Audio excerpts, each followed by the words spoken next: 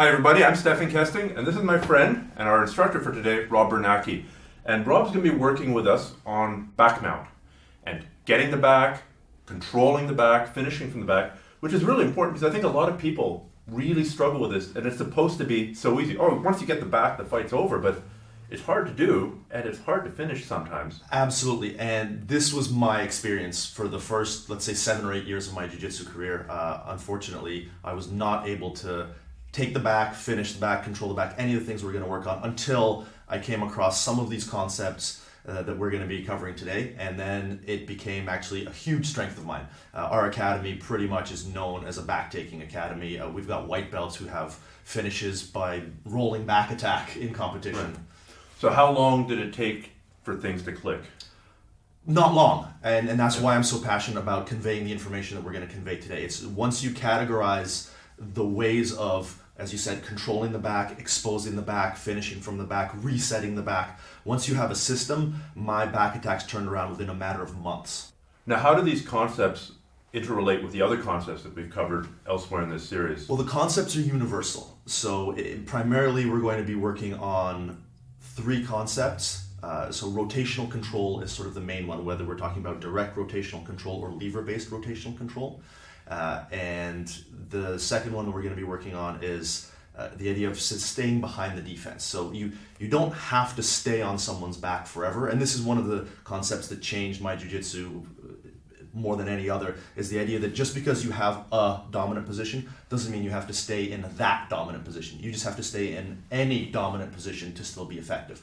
So we call it staying behind the defense, or knowing when to hold them, knowing when to fold them. Mm-hmm. And then the last concept we'll be addressing will be the strong side and the weak side of the back. There is a side where you can finish from much more reliably than the other. Okay, well, I'm really looking forward to getting started. So we'll jump right into the material. Let's get to work.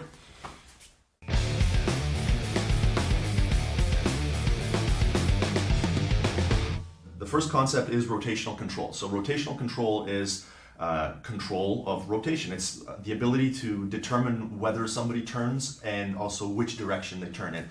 So you can have direct rotational control, which would be, and we'll go over this, the seat belt would be an example of that. Right now I'm attached to you, and so if we turn together, and then I could have lever-based rotational control. So the Kimura control would be an example of that, if I can just get you to go on your back. So if I have the Kimura control here and I want you to turn, I can initiate a turn using a lever, and we'll do the same thing with the legs as well. So you're not pushing my body, you're using the arm, and as you push the arm, it turns my body. Exactly. So this is the lever. This is the lever to your shoulder, so it allows me to move you. Okay. Yeah.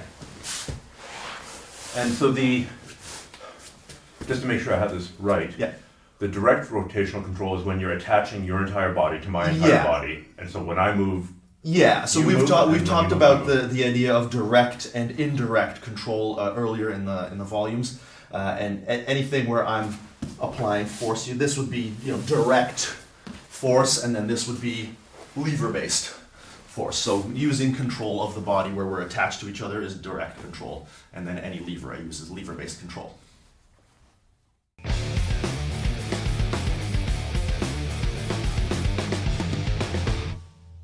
So this idea of staying behind the defense that you wanted to talk about, yes, is sort of fundamentally not getting too attached to a position. Is that right? Yes, absolutely. Again, I think earlier on we discussed the idea of knowing when to hold them and knowing when to fold them. Right. And this is another one of the concepts that absolutely changed my jiu-jitsu, because I had always had the mistaken impression that if I'm holding, if I've got mount and you start moving around, then my job is to stay in the mount no matter what. And then people would escape my mount a lot. And then when I just learned to transition between dominant positions, that was a paradigm shift for my jiu-jitsu. So staying behind the defense sort of addresses that concept. That is, once I've gained a dominant position, as long as I continue to stay in some sort of dominant alignment, then I'm going to be effective. How does this apply to rear mount then, Rob? The rear mount application is mostly transitioning either into the mount or transitioning off into submissions, primarily the Kimura control. But first, let's just kind of demonstrate back control here, and you start to slide off to the side. So normally here I'd be at risk of you turning into my guard, right, and then I've lost the dominant position, now I'm on bottom. So what we're looking to do here is staying behind the defense involves me simply bailing and moving into the mounted position. Okay. Yeah. So just because you're in the most dominant position of jiu-jitsu, it's better to stay in a relatively dominant position like Yeah, now, well, as opposed as to getting we caught in well, half guard or exactly. something. As we discussed in the concepts volume, the idea of alignment is actually more important than the idea of position, because if I've got you in the mount but your defensive alignment is appropriate, then you're not particularly vulnerable. Whereas if I have you in the side mount because of a transition that I made while you were escaping the mount and broke your structure or your posture or your base, then my dominant alignment is what's actually causing me to be effective. It's not the position itself, it's how our bodies are aligned. Okay, perfect.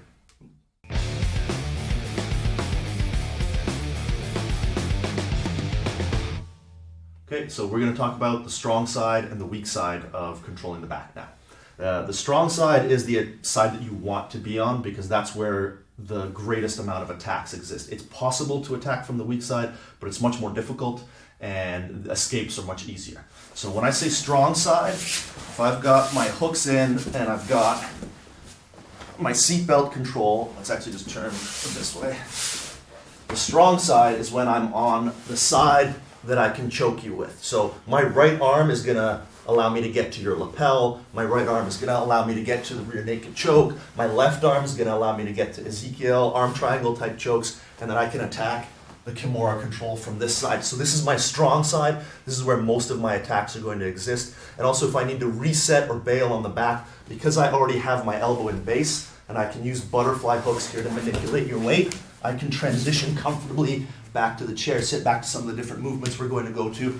Whereas the weak side is now on this side, where my arm is trapped underneath me. I have the option of attempting a lapel choke, but it's difficult because I don't have the ability to really move you around very much. So this is my weak side. I don't really want to be on this side if I'm trying to finish. And it's also the side where All most the of the time- escapes, yeah. So if I'm trying to escape, I'm trying to get on. You're trying to get on the weak side. Right. One of the things we're constantly going to be doing is battling for strong side, weak side position and resetting to the strong side for me to attack. You're going to want to be resetting to the weak side for you to escape. And you will be covering how to go from the weak side to the strong side. Absolutely, yes. Perfect.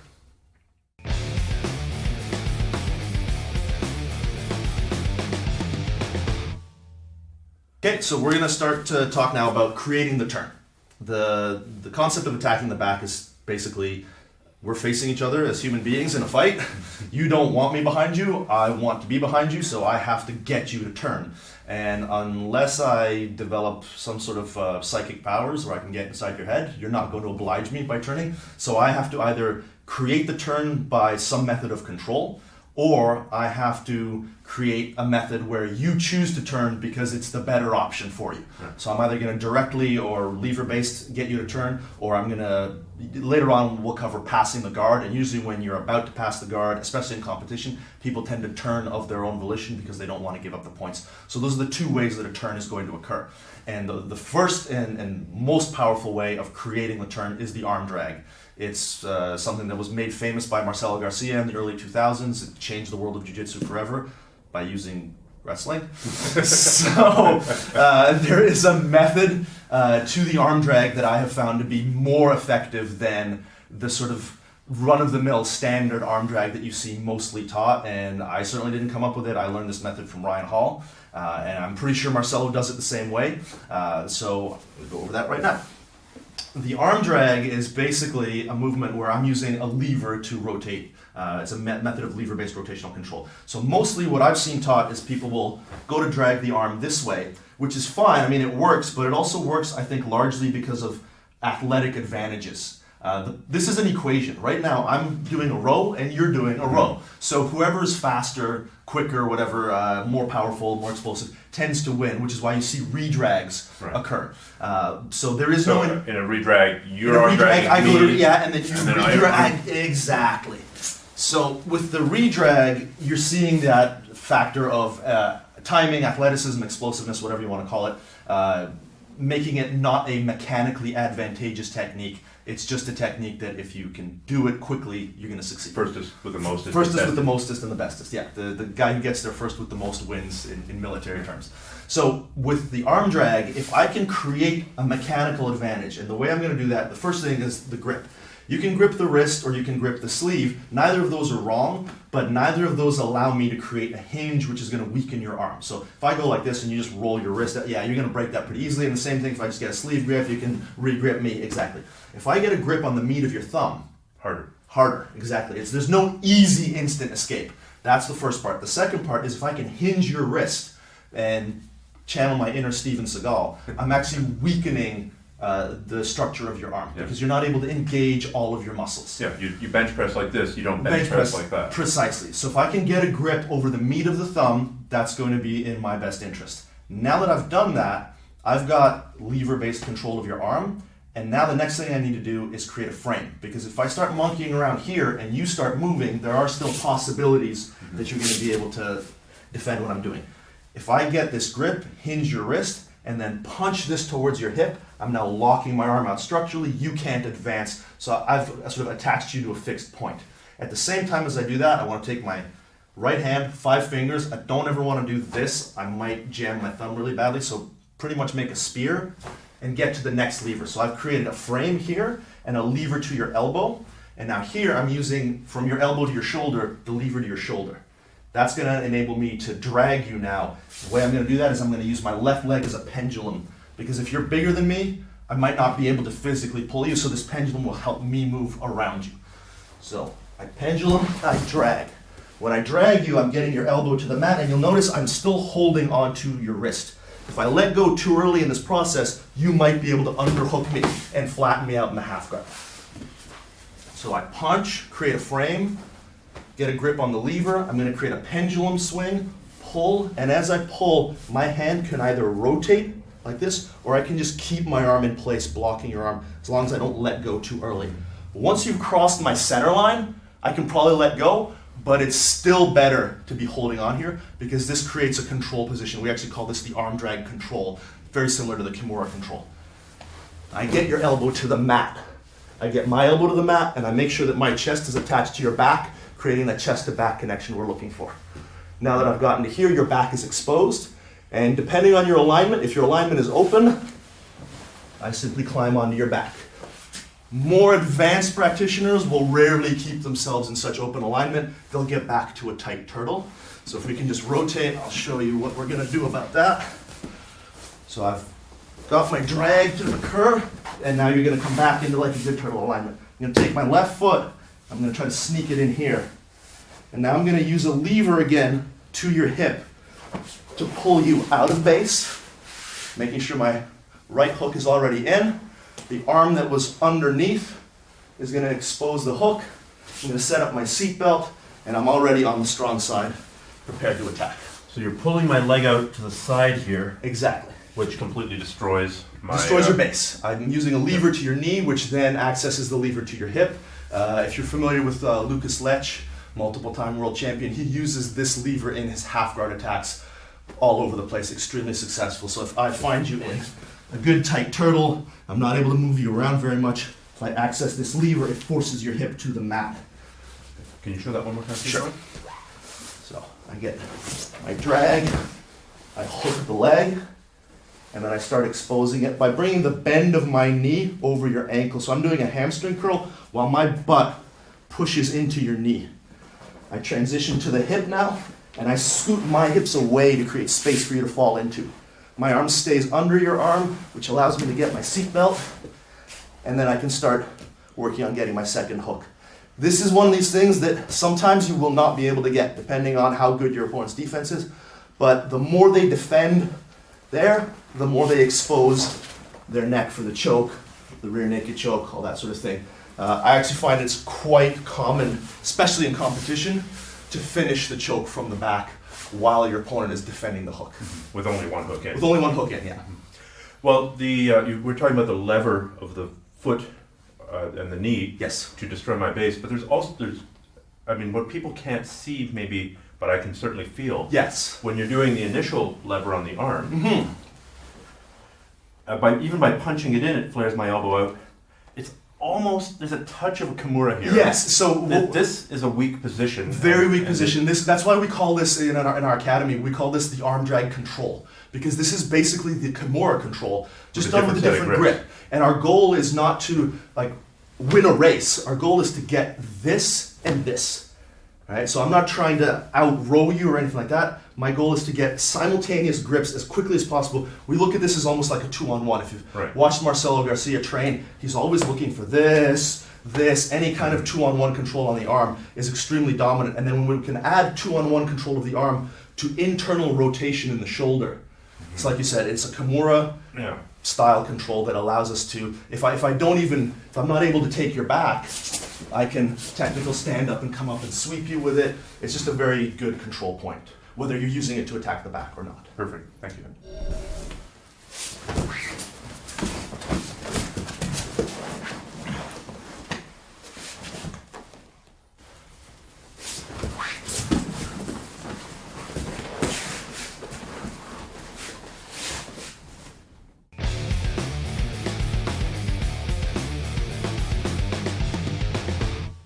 So Rob, what does CHFF stand for? It stands for, I'm glad you asked, Stefan. It stands for Crush His Face. And this is a term that we use to a type of cross-face pressure that is extremely uncomfortable and does induce the turn. So oftentimes, The goal still being the to get goal me to being, turn away. yes, this is we're trying to initiate the turn as opposed to just recognize it when somebody performs it of their own volition. So creating the turn involves either, again, like a lever-based mechanic like we did with the arm drag, or in this case, putting immense pressure on somebody and just making them feel like I have to turn because my jaw is going to get crushed or I'm going to pass out. So with this particular type of cross-face pressure, if it's done correctly and your opponent doesn't tuck their chin in, then they're just going to pass out. Like I've choked people out, or at least I have actually choked people out and also tapped people out with this method of cross-face pressure. And so generally speaking, people who have a little bit more experience with jiu-jitsu don't tend to just sit there and tap if they can turn away, so they choose to turn away. This is from side mount. This is from side mount, yes. Show me, please. Okay. So, my arm's underneath your neck. Normally, cross-face pressure or side mount, you see people connect their hands and go chest to chest, and this is fine, there's nothing wrong with it, but there's no way I'm going to get you to turn by doing that. What I want to do is use my shoulder descending into either your neck or your jaw, depending on what you choose. I'm going to take my fingers and get them into your armpit. So middle finger is a good guide, but however many fingers you can get in there. Pull and bring my shoulder forward onto your neck. So generally speaking, here people will be tucking their chin in. So that's why it took on the nomenclature of Crush His Face, because more experienced jiu-jitsu practitioners will tuck their chin in. Once I'm doing that, I want to elevate my hips. So I'm going to demonstrate this without the shoulder being applied, just because otherwise it's going to be really miserable. So I'm going to keep my shoulder just sort of on Stefan's chest, but normally it would be driving into his face. I want to extend my left leg out as a post. And the reason for this is just whenever I'm in side control, your main defense is going to be to bridge. So that's taking the force, or the force that you're generating, and roughly a 45-degree angle up over your shoulder. So if my posting leg is out here at a 90-degree angle, then I'm going to have no base to this corner. I want to make sure that my post, as we've talked about in earlier volumes, matches the force vector that you're going to generate. So when I'm applying this pressure, I'm anticipating that you're going to bridge. I'm going to post my foot. So as you bridge, it should feel like you're hitting a brick wall. It does. Now I'm going to take my right foot, and if you've ever seen a Spider-Man push-up, where people do this, that's what I'm going to do. So I've got the heavy pressure here, I've got my posting leg, and now I've got my driving leg that allows me to slowly increase the amount of pressure that I'm generating. So you're trying to get me to turn. So this arm is typically not. You're not going to keep it trapped underneath here because you want me to. Yeah, exactly. I want to have your arm roughly underneath my chest, and there are a few different things that we're going to do to kind of create this. So the first one is if somebody's here. As I rotate and drop my hip, it kind of gives you the incentive to move your arm out of the way, because I'm pretty much key locking you. And now that I've done that, when I start to apply the pressure and you start to turn, I immediately go to my seatbelt control, which allows me to hit the chair sit, which we'll go over later, and then attack your back. So you're doing that face pressure, and as soon as I move, that other hand punches in. Exactly. And that's why I don't want my hands connected. I'm not trying to hold you in place. I want to have my arm here. As I start to pressure with my hip, that allows you, and as I lift, that allows me to come through, get my seatbelt. I'm taking my right hand, covering my left hand in this case, and then moving into my chair sit, which before we'll go over the chair sit later, but just if we can get you to just turn. When I get you to turn away, I want to slide my chest behind your shoulder, so if you elect to turn back into me, realizing the problem, it shouldn't be available. All right? I'm also lifting my knees off the ground so that I can keep pushing, driving into you. So I'm generating base, generating force by going from this alignment into this alignment. So I'm pretty much pushing off the balls of my feet with all of my weight through my chest, pressing into your scapula, into the back of your shoulder. Okay. Awesome. It feels very powerful, and it's one of those subtle things you probably have to pair up with a training partner. You really do have to feel it to believe how strong the position is. And it is really important that when your partner's turning away from you, that you don't end up on your knees. You want to be off your knees, driving forward. I think some people are scared of coming off their knees because they think they're giving the regard. The regard, yes. Which you cannot do because the face is being turned away. Exactly. You can't be flexible enough to look one way and bring your legs the other way to put the guy back and in if you guard. can, then you've got a future ahead of you in some kind of career. Involving a pole and not very much clothing. Exactly. Okay, so crush his face. Yep.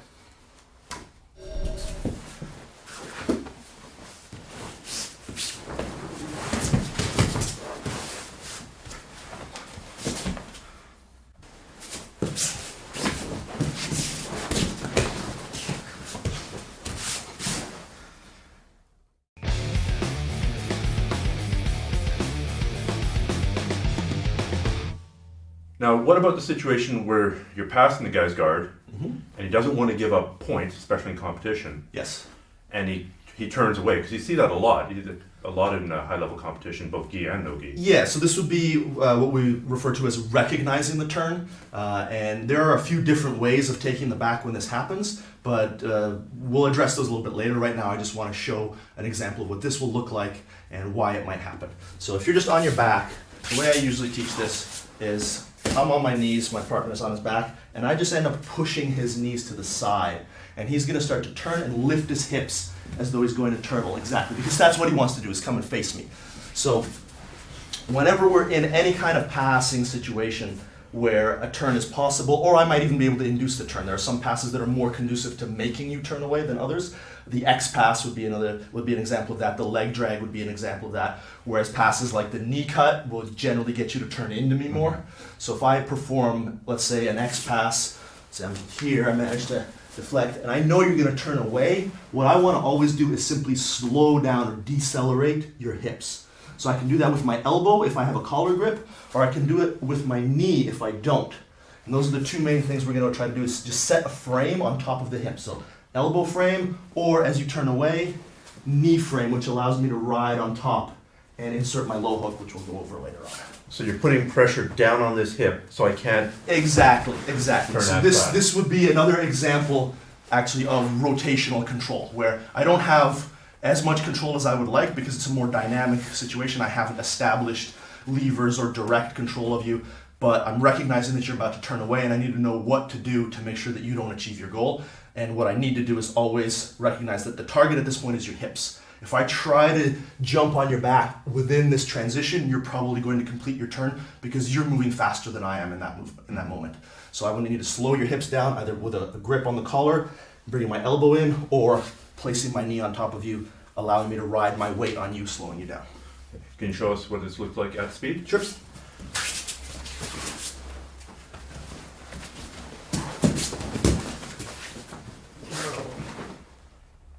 Okay. Yeah, so as soon as I thought I was going to be able to turn away. Yeah. It feels like I'm free, and then all of a sudden, whoa! It feels like I'm in molasses. Slowing down, exactly. And we'll go over the actual technique that I just used, which is the low hook, a little bit later. But that's exactly how it would go. You think you're going to go fast, and then all of a sudden, somebody's just attaching a sack of rocks to you. I'm the sack of rocks in this case.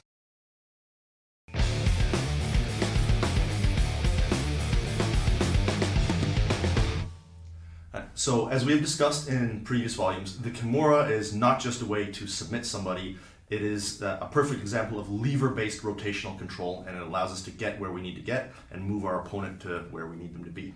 And there's no better example of this than using the Kimura to take the back. Okay, can you show me? Absolutely. So if you're on bottom of side mount, and I get to the Kimura, and I can have the Kimura on the near side, or I can have the Kimura on the far side. In either case, I'm going to have to get myself to where my body is on the same side of the Kimura. So if I start with it here, I'm going to stay here. If I end up with it on this side, I'm going to have to move around to this side.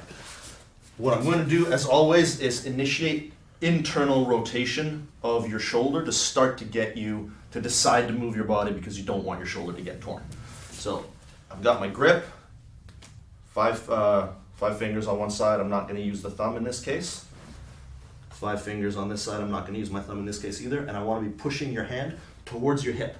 A common, I don't want to call it an error, but if I want to turn you and I do a Kimura grip like this, there's no way for me to create a turn. You're going to suck your elbow inside and I'm going to be left holding the bag. You've just got no purchase behind this. Exactly. I don't have a lever. I haven't created a lever. And this is why some of these concepts are so much more important than trying to remember the individual technique. Is the concept is I need to have control of the elbow to the shoulder to create a lever and to create rotation. So I need to use this lever, almost like a ratchet, to rotate, and then that's going to activate this lever, which is going to start to rotate your shoulder, which is going to turn your body up. So the way I do that successfully is when I get my Kimura grip, I have to punch. I have to lock my arm, both to create the internal rotation, but also to create a frame so that you can't bring your arm back in. Because if my elbow's bent and you just start to bring your arm in, right? So I can either learn jiu-jitsu or I can take lots of steroids. Or I can do both and then win the world championships. But in this case, I'm just going to use jiu-jitsu. I'm going to lock my arm out, creating a frame, and then stay behind your elbow to start to rotate you over. And that's how we're going to use the Kimura control to access the back. It's because you're probably going to choose not to have your shoulder torn. And when that happens, I'm going to do the chair sit maneuver, which we'll go over later. Place my foot against your hip and maintain this configuration of the Kimura. Again, another common error here is people go back to this and then their opponent is able to hip escape, turn their elbow back in, and come to face. The key to controlling the Kimura to the back, as with anything, is to maintain the control the whole way through. Start to pull the person onto me, but still, you notice I'm maintaining the internal rotation of your shoulder. I can still feel my shoulder being a little bit unhappy. Exactly. For sure. And then as we come across, I adjust my hip, place my hook or my body triangle, depending on what I want to do. And now I'm going to start to use the Kimura control to rotate you back to the strong side to attack. So I'm sure some people are wondering, Rob, if you're pushing my arm down, aren't you giving me this defense, this defense, this defense? Yes, That absolutely. sounds like the answer is you don't care. I don't. That is exactly the answer. I don't care if you defend the Kimura because I'm not trying to use it to submit you. I'm using it as a lever to your shoulder to get you to turn. And not only do I not care if you do this in this instance, but let's say we're rolling and I happen to just be pursuing a Kimura on you. If I get to like an almost finished Kimura and you grab your belt, I'm like, this is not working for me. Well, in this case, I'm going to transition to the Kimura control back attack because I don't want to fight you. Like one of the hallmarks of jiu-jitsu is efficiency. And if I got to sit there like I'm trying to start a lawnmower over and over again, I'm just going to call somebody that has a lawnmower that works. And that's what this is in this case. Okay, let's give you a really concrete example of how this might work. I find myself in a position where I've just started to pass your guard to the point where I'm controlling your hips. So I've beat your leg frames. Your arm frames are going to come in now.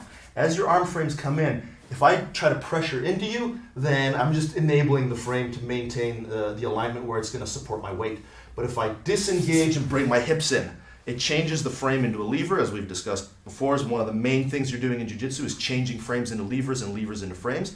Now I can get my Kimura grip and immediately create the angle. So just once again, quickly, as you're pushing, I bring my hip in, and I get my Kimura control. I punch down towards the hips, switch to the chair sit maneuver, bring my foot across, pull, and then switch again to the strong side.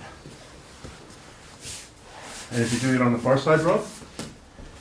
So if you started to get an underhook, and I managed to kill your posture, hook up the Kimura, I'm going to step over to the other side, using kind of a spin behind, and rotate you the same way, punching down, coming to the chair sit, pulling you across, and then back to the strong side. Yeah, it's just, with this out there, it's a huge lever that you can just move me around at will, essentially. Yeah, this has become one of the primary attacks that we use at our academy. My students are really loving this. Good.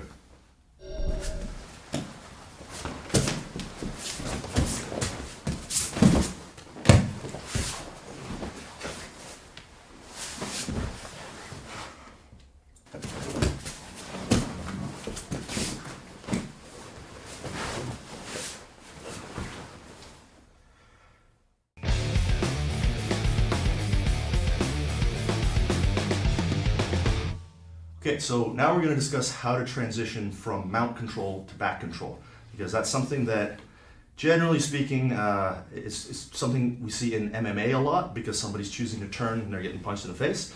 In jiu-jitsu, people don't tend to make that choice as often because they don't have the incentive, so it can actually be more of a process getting to the back from the mount. And we've actually had quite a bit of success with a method that I'm going to show you today, so it's become sort of our standard. So if I get you on your back here, one little just like a sort of tangent. Whenever we drill techniques from the mount at our academy, I always encourage my students to get the free rep on a proper mount. So you'll see people sometimes in jiu-jitsu class like, well, he's going to drill something and I'm going to start from mount, so I'm going to mount like this, kind of lazy. And I'm just actually wasting an opportunity in class to get to the mount correctly. So just to kind of go through it, I want to get an underhook, good cross-face pressure. I'm going to walk my fingers up, separating this. I'm going to bring my knee in. I'm going to create pressure, pushing with my knee down, flip my leg over, or I can bring my knee diagonally up in the armpit, flip my leg over, and now I've achieved the mount in kind of a more technical fashion, so I'm not wasting a rep. So from here, yeah, my partner's always going to have their elbows tucked in. They're not going to be trying to turn away for any reason right now. So I'm going to use this as an opportunity to go 2-on-1 on the arm and apply my weight forward. So I'm trying to get your arm to the floor. If I try to just push my arms, you're not really going to let me. But if I walk my elbows out and just start leaning, I will get your elbow to the mat. At this point, I'm going to start making like I'm going to key lock you. Now, what would your response be at this point if I was pushing this? Exactly. So in some way, you're going to start turning. So as you start pushing, let's say you start pushing elbow, I can sort of air guitar out, come in, get to here. Or if I get quickly enough to here, you're going to have to reach across, and that's what we're going for. We want you to connect your hands to defend. I'm going to switch to what's called the technical mount. You notice I've turned from being on my knees to having my heel tucked in against your hip and my back knee against your back, preventing you from turning in. This arm's going to come in and connect to your hand. So we've achieved what's commonly referred to as like the straitjacket position. But we don't just want to use the straitjacket position. I want to maintain control of this wrist because that's going to help me set up my choke as I go. So I apply heavy pressure with my chest, pushing off my toes on my back foot, leaning into you, and then I'm going to sit all the way down so my chest is connected to your back. I'm sitting on my butt right by your shoulders, still maintaining this configuration with the arms. When I pull you across, I'm going to bump you with my knee, and I'm going to cross your arms so that you can't defend the transition to the choke. So that little bit of maintaining the arm control rather than committing 100% to the straitjacket allows us to transition It was a seatbelt. to the seat, like through the seatbelt into the choke right away. Right. So we don't actually have to stop at the seatbelt. Okay. And Go over that again, please. yeah, let's do it from this angle so people can see the final product of the arm cross. So again, I'm going to take an opportunity to mount correctly and start my pressure. It's really hard to stop that. Very difficult. Yeah, I mean, again, this is what alignment does for you, is I'm not trying to muscle your arm across. I'm setting frames so my elbows are locked out, and I'm leaning my weight into you, and then immediately trying to drop my elbow to isolate your arm. So if you don't choose to respect this, then I am just going to key lock you, and that'll be that. So you start to turn. I'm going to give you that space to turn. You notice I windmill my arm out of the way, and I switch immediately to the technical mount. I'm going to grab your hands, keeping the hand that I'm wrapping up, the straitjacket hand, over top of the bottom arm, still maintaining this control. I'm going to sit right to my butt, and I'm going to push off. And as I push off, my knee is going to drive you across. And I'm pushing both your arms down, rotating you to this side, coming around to the rear naked choke. So for the kids at home, it's really interesting how this makes you feel completely helpless defending the neck. Like Yes. my hands are kind of tied up, and it doesn't feel like I've got any ability to defend the neck at that moment. Is that why you developed this? That is exactly why we developed this. This is a technique that, because we do so much back attacking and back defending in our academy, we have found that a lot of students are getting the back pretty, I don't want to say easily, but consistently. And finding that they just can't finish. And so this was something that, and also just the mount, as I mentioned earlier, is kind of a difficult position to take the back from a lot of the time, because in jiu-jitsu people don't choose to give you their back. You've already lost 4 points. Why lose another 4? 4, exactly. So we would kind of develop this method to as a solution to the problem of the mount and the problem of finishing from the back as part of a transition to taking the back. Well, let's go through the gripping sequence close from sort of the middle of the technique to the end of the technique one more time. Sure. Just so they can really clearly see where all the hands are going and grips are going. Okay, so I'm going to properly do the mount. I'm going to lock my elbows out, start to pressure, and then as you start to turn, depending on, let's actually pause here for a second. If you push on my elbow, it's important that I immediately bring my hips forward and windmill my arm out. If you don't, if you reach for your arm to defend here, then I don't have to do that. I just have to turn my hips. So that's an important distinction. And then now that I've come up underneath your neck, I'm going to grab your wrist. Make sure that everybody can see this. Right? I'm separating your arms. I want the top arm to be the top arm. So I want your left arm over top of your right arm in this case. I sit down. And this is one of these things, by the way, if you're not flexible enough to sit like this, it's fine to do the chair sit here. That's not wrong. This is just a more powerful way of creating this wedge with your knee. And now I'm keeping my arms extended. Once I've done that, I can start to transition over and push your arms down by your waist so that I can set up my hooks. There we go. From here, I'm able to let go with the low hand and either set up my collar grip or my rear naked choke grip, and then I can transition into my finish. So you keep you let go of the hands one at a time. Yeah, I first let go of the bottom hand because I should have you pretty well wrapped up here. It's going to take me a little while to figure out Exactly. that I can get this out. Even if it only takes a second, that's a second that I'm using to get to Right. your collar. And the lower I get my hips, this little scoop that I do where I crunch my knees towards me, that puts me in correct alignment to get underneath your chin or to get onto your collar. And by the time you've gotten that arm out, it should be too late for you to defend this part of the choke attack.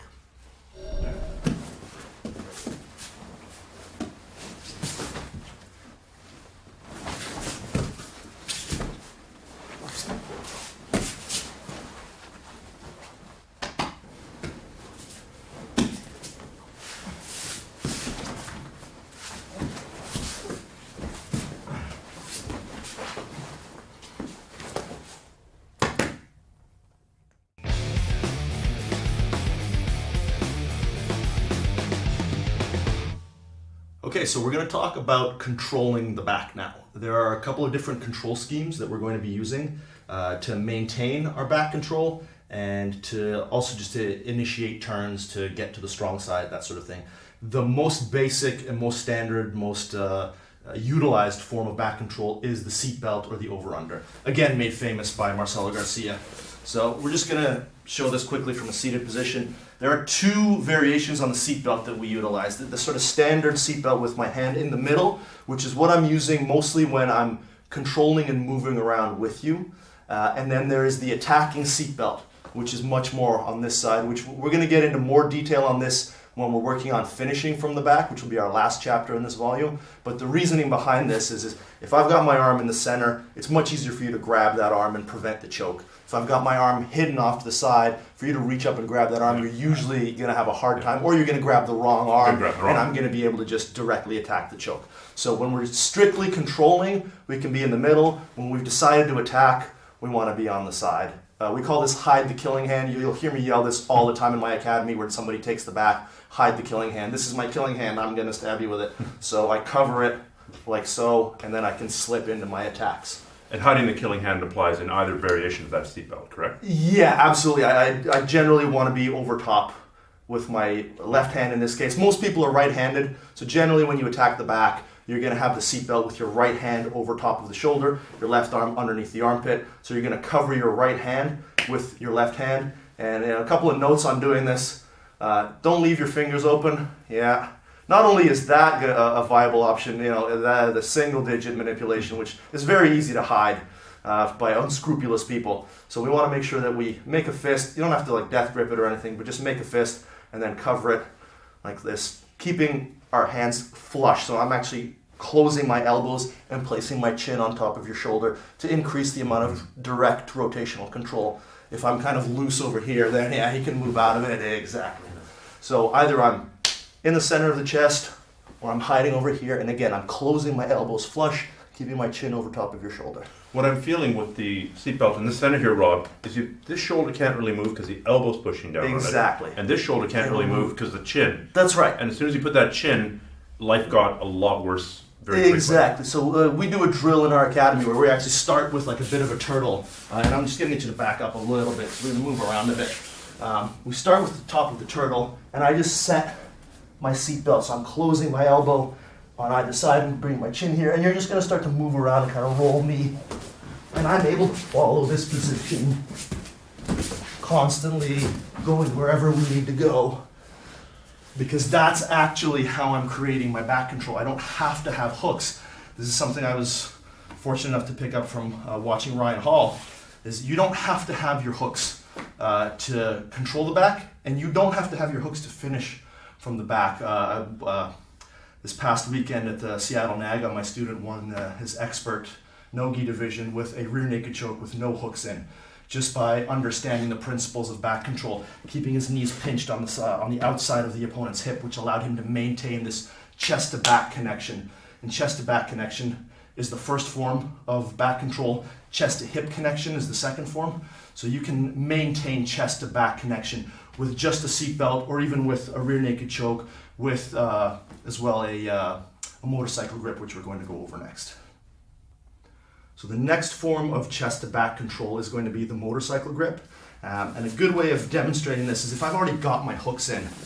And one of the main ways, let's just turn slightly here. One of the main ways that you're going to look to defend is to move to the weak side. As we do that, if I maintain just my seatbelt, you're going to be able to progress out of this position by getting your shoulders to the mat. So this is one of the times where I'm going to look to initiate my motorcycle grip. So as you start to bring your shoulders to the mat, I'm just going to trap your wrist. You can trap the hand too. They're both good. Sometimes it's going to be what's available. And now if you try to keep getting your shoulders to the mat, I'm able to just rotate back underneath you and go to the strong side. So the motorcycle grip can be applied from there, or again from the turtle position. If I just want to maintain some sort of chest to back connection, if you go to start to move around a bit, this enables me to follow you in my chest to back alignment and stay behind your defense, walking into chokes and things like that. So the whole time, your chest is staying glued against my spine, essentially. Exactly. Okay. Can you show that from the rear mount, the motorcycle grip, how you scooped me? Because there was this motion where all of a sudden, boom, I was moving to the other side. Yes, absolutely. So there are a couple of ways that we can do this. One we are going to go over later, which is utilizing the twister hook. But for now, we'll just do the motorcycle grip itself. So when I get this grip and you start to slide your shoulders to the mat, because I've got, again, a lever here, I'm able to have some element of rotational control.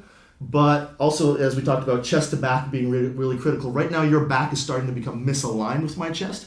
So I'm going to place my foot on the mat here, and I'm going to extend my hand just to initiate that rotational control, that internal rotation of your shoulder. And I'm going to cut my hips underneath. This is called a hip shovel, which I think we've gone over before. It allows me to reset you to the strong side. Generally speaking, when I perform this movement, I do it with the addition of the twister hook, which we will add later on. Okay, awesome.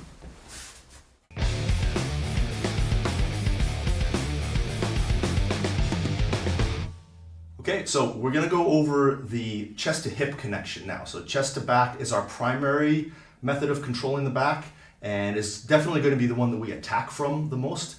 The chest to hip connection, however, especially in the modern jiu-jitsu game, where we're seeing a lot of attacks that come from inversions, indirect paths to the back, rather than passing the guard, establishing side mount or mount, and then getting to the back, we're seeing ways of getting to the back from the guard, and the aforementioned inversions. So these methods, chest to hip connection, is how we're going to achieve these methods of controlling and attacking the back. So the first one we call the twister hook, which has nothing to do with the twister.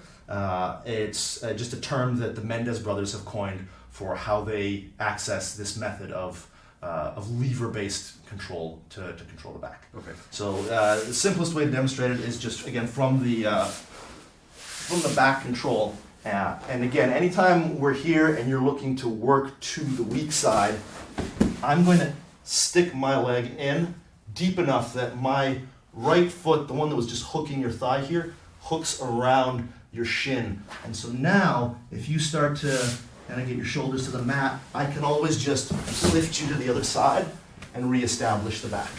This hook is, if you can get you to go on your back again, this hook is also the requisite control point for what we're going to do later, where you see the rolling style of back attack. So you can see how much this lever-based hook Just one hook there. is It's able screwing up my to movement. control you and keep me on your back in positions where you would normally be able to escape. Is there any danger to your knee from the twister hook from the back? I mean, if you're entirely reckless with it and you're dealing with somebody who is much larger than you, I could see some potential risk. Much the same way, if I can go on a slight tangent, if I can get you to stand up, with the De La Hiva guard.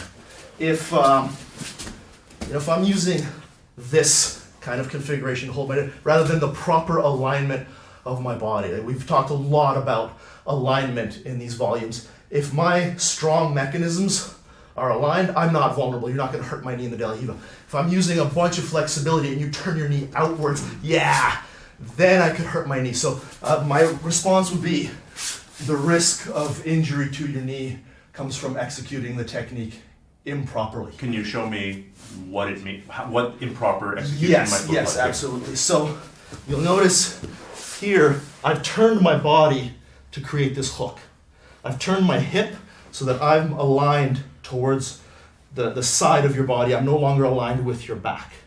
If I were, come back up, and I probably can't even do this, if I were trying to turn my knee in like a funny way, this way or this way, without making this turn. So right now I'm able to keep my leg fairly strong and move you in a position where my leg is in a natural alignment, where it's just bending the way my knee is meant to bend. If I start pulling on it, that's when I'm going to be at risk of an injury. So let's just go over that body shift one more time, please, Rob. So I'm just turning my hip.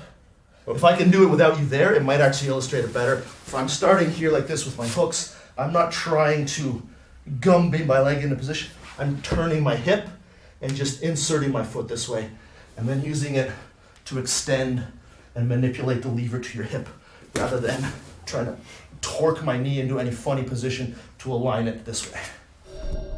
Okay, and now we're going to discuss the leg drag hook, which before we do, let me just quickly go over what a leg drag is. So a leg drag is a type of pass where I'm redirecting someone's leg and dragging it across my body. There are a few different ways of initiating this, and I believe we have covered some leg drag material before, but the leg drag hook is not necessarily this position. The leg drag hook is this position.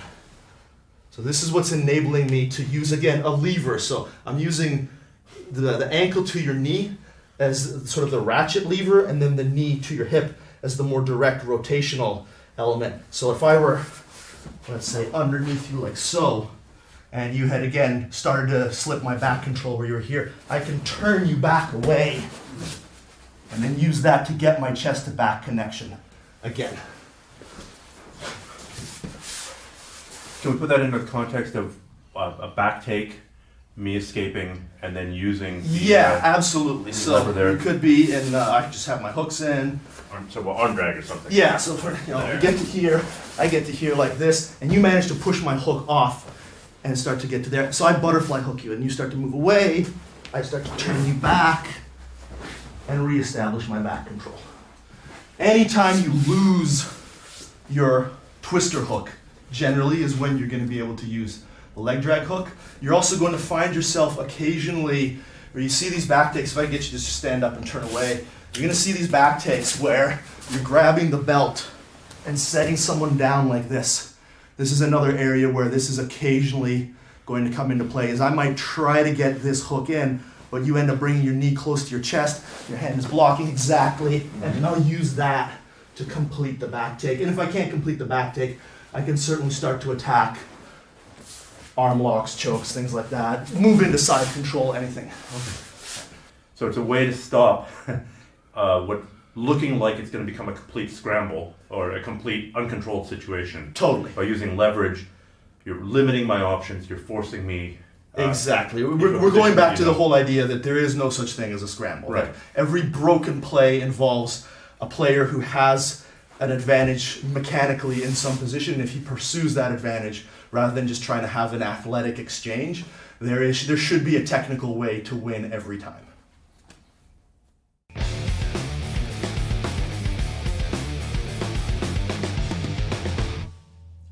Okay, let's take a minute to discuss complete back control, upper body and lower body, what my arms can or should be doing, what my legs can or should be doing. So far we've covered how to use the seat belt and the motorcycle grip to maintain chest to back connection. Let's discuss how we're going to use hooks, body triangles, things like that to maintain the attachment of our hip to hip connection. So we want chest to back up here, we want hip to hip down here. Let's talk about hip to hip. So, turn sideways. So again, the most standard back control configuration is the two hooks on the inside of the thigh. This is going to perform a couple of functions. One is going to allow me to access those kind of twister hook, leg drag hook type configurations.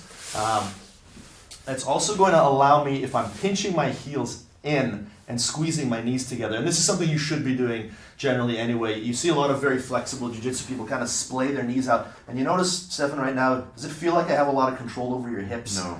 What about now? Yes. And much more uncomfortable and much more attachment of my hips to your hips. There's a slight scissoring on the floating ribs too. I'm not going to make me tap. No. It's not a body scissor for No. pro wrestling, but it does have that feel to it. But it should impede your breathing to a certain degree. If I'm squeezing your ribs, especially if I'm really tightly attached here, there should be some pressure. So that's the first main style of control. You can also use outside butterfly hooks with, again, the knees kind of turned in. You can have double unders control using the butterfly hooks to kind of extend somebody away to set up your inside hooks. And then, of course, you have the body triangle, which I'm going to try to do gently. There we go. Which, again, impedes breathing, creates the greatest amount of attachment, but also the least amount of diversity in my movement with my hips. So I personally don't use the body triangle as much as I used to, now that I use a more movement-based style, but this is the best way to keep someone in place, particularly if you know how to quickly transition from side to side. Like, you're gonna wanna go to the other side, and as you do, I'm gonna wanna switch my body triangle to that side. If I'm proficient with that, the body triangle is excellent control. Are there certain body types as an attacker that go together with the different styles of leg work here? Absolutely. So, I mean, in general, longer legs are actually going to help with almost all of these because it's more real estate for me to get where I need to get to. If I've got shorter legs, the body triangle is not your friend. Having said that, as with the triangle choke, if you have short legs and you manage to actually get there, you're going to be incredibly effective. If you have short, stubby legs and you can get a body triangle on someone, you can probably tap them out with the body triangle because of the amount of squeeze. But generally speaking, it's going to be very difficult for you to get your legs all the way around someone's waist if you have short, stubby legs. Whereas the hooks, particularly the underneath butterfly hooks, are going to be relatively easy to get. So the other thing that the hooks or the body triangle allows us to do is create rotational control at the hips. We talk a lot about rotational control at the shoulders because that's a lot of time how we're creating a turn or preventing a turn, and we've demonstrated rotational control using the twister hook, using the leg drag hook to initiate turns. But when it comes to rotational control that prevents turning, the body triangle and the hook. So, again, if I'm attaching myself to your hips and your shoulders, like right now, if your shoulders go ahead and turn, notice by me pinching in, it doesn't really create much of an issue. And as I discussed it, now all of a sudden, you've escaped the back. So rotational control is a component of the hooks. And if I add the seatbelt, now I should have full rotational control as I pinch my thighs in. There's no way that I'm going to rotate independently of you. Of me, I might be able exactly. to rotate, but you're taking you with me for sure. That's the idea. I want to be attached to you like we're besties forever. Good Lord. That's it. Never do another instructional with you ever again, Rob. You use the word besties.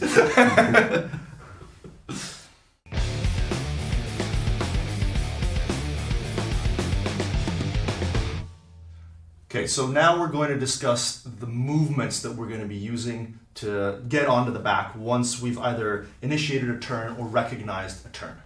So the first one, the most common, I picked this up again from Ryan Hall, who I can't give enough credit to in helping me develop my game. And you'll see Exekine and Cornelius use this a lot. It's sort of the primary method of taking the back once you've achieved side control, or sometimes mount, but usually side control when somebody has started to turn away from you a little bit, and you've managed to establish your seatbelt. So if I can get your head kind of pointed this way, there we go. So we used the crush his face earlier to get someone to start to turn away. So once someone starts to turn away, and we manage to start to establish our chest to back connection. So I've slid my sternum from the side of your shoulder, from your deltoid, behind your scapula, where I can now prevent you from turning back into me and establish my seatbelt. This is where I'm going to pursue my chair sit. So I'm going to lift my knees off the ground, as we discussed earlier, driving you a little bit farther over, and I'm going to bring my knee up so that it's resting pretty much behind your head. And then you'll notice I've transitioned my elbow from being on the mat to resting on my thigh, and that's going to tighten up. If I'm keeping my elbow on the mat, you notice there's a lot more freedom of range of motion with your shoulder and your neck. As I bring my elbow onto my thigh, it tightens everything up, and I'm keeping my chin down as I always do. My left foot is going into base at this point. The common error here is to have your knee down, and it's going to be harder for me to drive. And also you'll notice as I do this, I'm putting some pressure on your hip with my shin, and I'm keeping everything boxed in pretty tight. From here, I want to bring my leg over against your hip. A common error here is to go directly to a hook, and now I don't have full control of the bottom side of your hip, so you might be able to scoot your hip away from me and end up in the half guard. If I do a good job with my seatbelt, that's unlikely, but we really want to stack the odds in our favor here. As human beings, we're going to make a lot of mistakes in life, and if I can add up a bunch of ingredients in my favor, it's going to reduce smaller individual errors that I make. So if I don't have my foot in here, but I place it against your hip, it's going to prevent you from being able to walk your hip away from me. And then when we go into the turn, it's going to create that attachment at the hip that we were talking about with the hooks earlier. So I've got chest to back connection right now. This is going to cement my hip to hip connection. Now from here, I'm going to start to pull. And when I pull, it's important that I don't detach. I see a lot of beginners when they do this movement, they go like this. Oh. And now there's a bunch of space here that you can turn into. So I want to maintain chest to back connection. I want to keep my elbows flush. And I'm actually going to use my right leg and my right arm to a certain degree to push off, to elevate you. From here I'm rotating. Notice I'm maintaining the tension here with my foot. And I'm going to rotate you to the other side. As I do this, I'm searching for your arm. If I can get this, great. But we don't count on it. So let's assume that I don't get that. I'm going to place my feet together for a second, and then decide if I'm going to the body triangle or if I'm going to the hooks.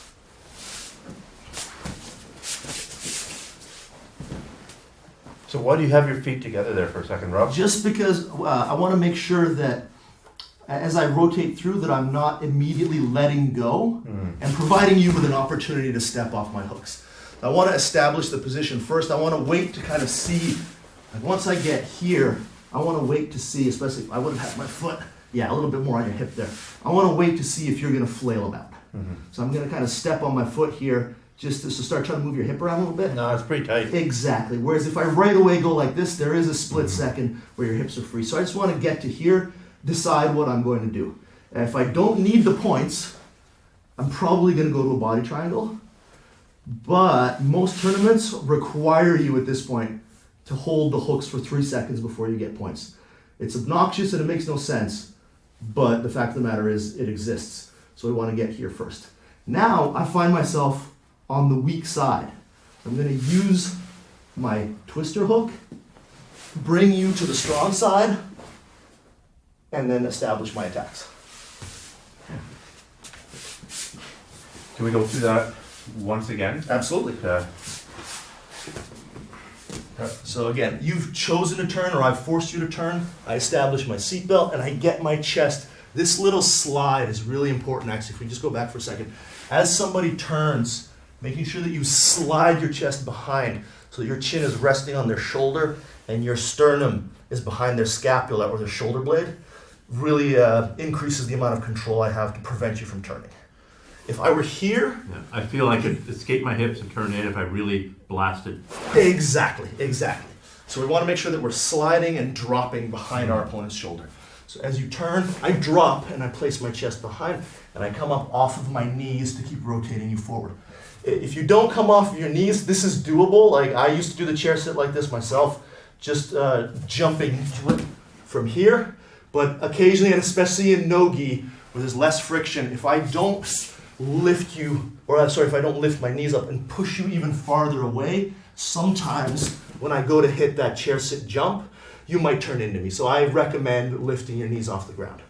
My elbow goes onto my knee, my foot comes around and tucks tight against your hip. A little element to discuss here. A lot of times people are going to bring their knee up. Exactly. When this occurs, we're going to lean away and we're going to place our shin or our foot on the hip to open this space up. It's a very, very common thing. And just to anticipate a potential question for viewers, if you can't open this space up, we're going to switch to the Kimura control and take the back from there. So that's just a quick option for you if you So you're ever using find that yourself to pull the arm. to pull the arm away, right? But generally speaking, I should be able to, by pushing off of my opponent, create this space where I can put my foot in and then get back to my original chair So it's sit this attack. arm pulling underneath. Exactly. I'm Ultimately, using that's where it's a supposed to lever here, and I'm just using a wedge to open it up like that. Now that I'm here, I'm keeping my heel tight, and I'm lifting without creating detachment.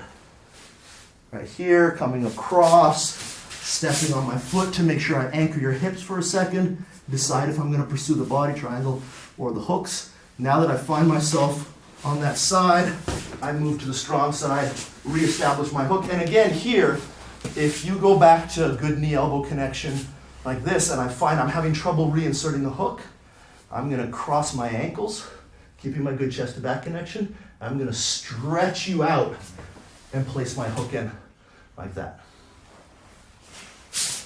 A little bit of a spinal stretch. Yeah, Using, that's hip extension. that's a technique that I believe Pablo Popovich made popular. Okay. And would you say this is probably the most common way to take the back at a high level? I think so. I mean, it's probably between this one and the low hook, which we are also going to cover. Certainly a few years ago, I think this was the most common, and that the low hook has come into more prevalence at the kind of elite black belt level, but they're both very similar in nature.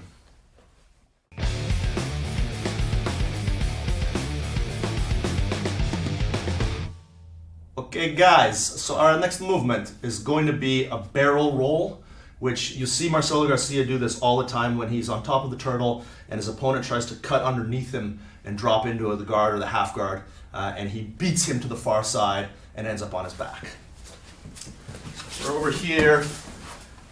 I'm about to try to pull you out of base and you start to drop your hip to the mat. I want to get my knee underneath your hip so that as we roll through, I create a wedge that enables us to keep going, elevate your hip, and complete the turn with me with both hooks on the other side.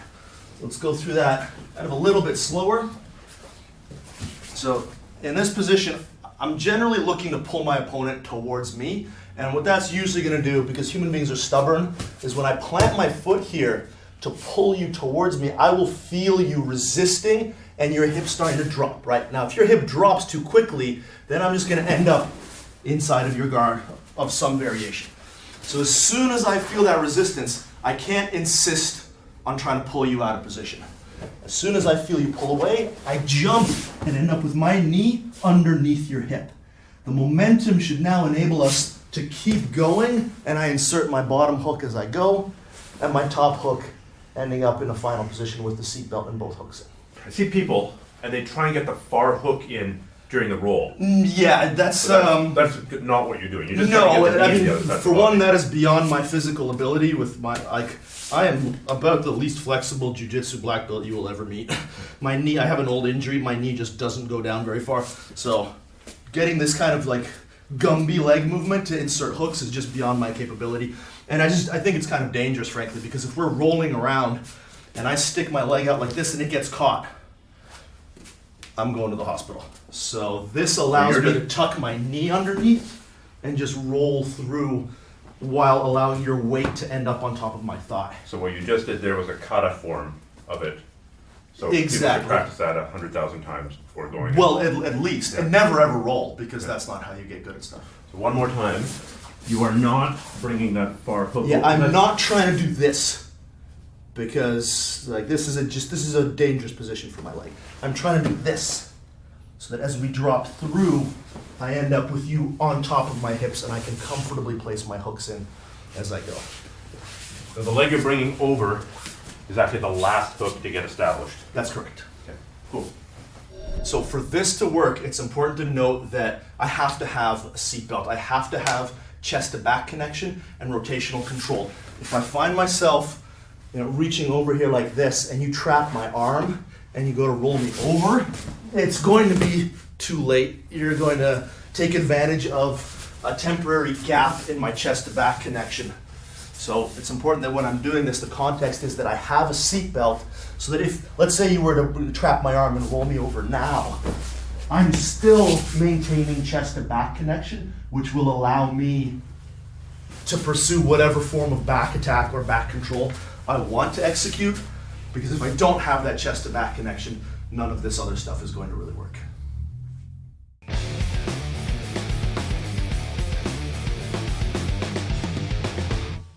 Okay, now we're going to go over the second most prevalent way of finishing the back control from the side mount or from a turn away, which is called the low hook.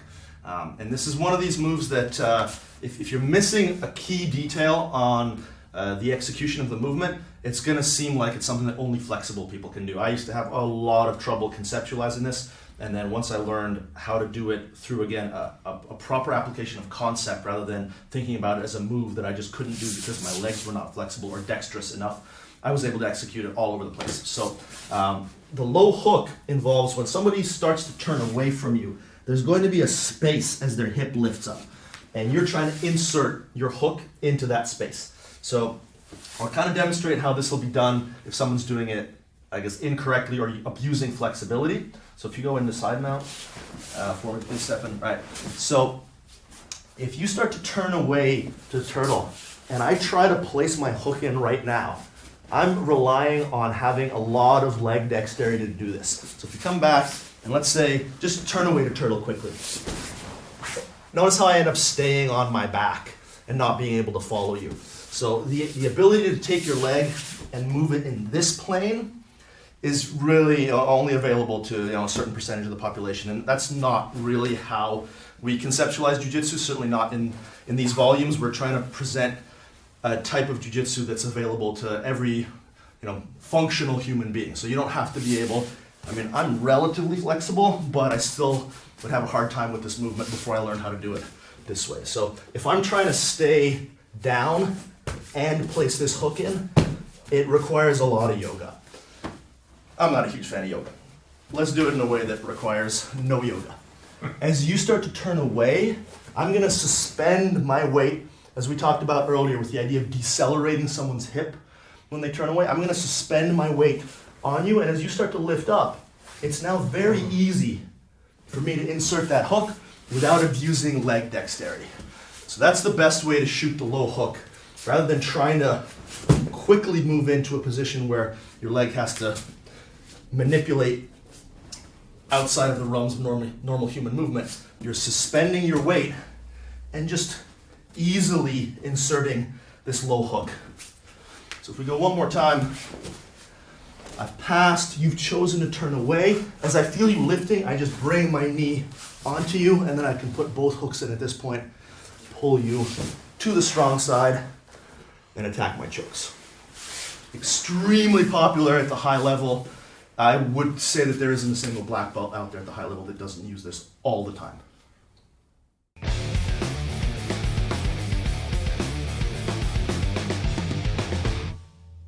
So Rob, next you wanted to talk about the Granby, I believe, and I'm glad that you want to talk about it because it's such a common move once you get to like intermediate level jiu-jitsu and high level jiu-jitsu. You start seeing it as one of the most common escapes from side mount and a million other positions. Absolutely. The Granby roll, or the inversion, depending on your nomenclature, is a movement that literally every elite jiu-jitsu player uses, every black belt uses, and it was another one of these movements that I wasn't exposed to until I've been doing jiu-jitsu for a few years because it is considered an intermediate to advanced level move, and I find that that's a little bit of a tragedy, honestly. One, because it's a lot of fun, and two, because anything to me that is used by everybody at the high level is a fundamental.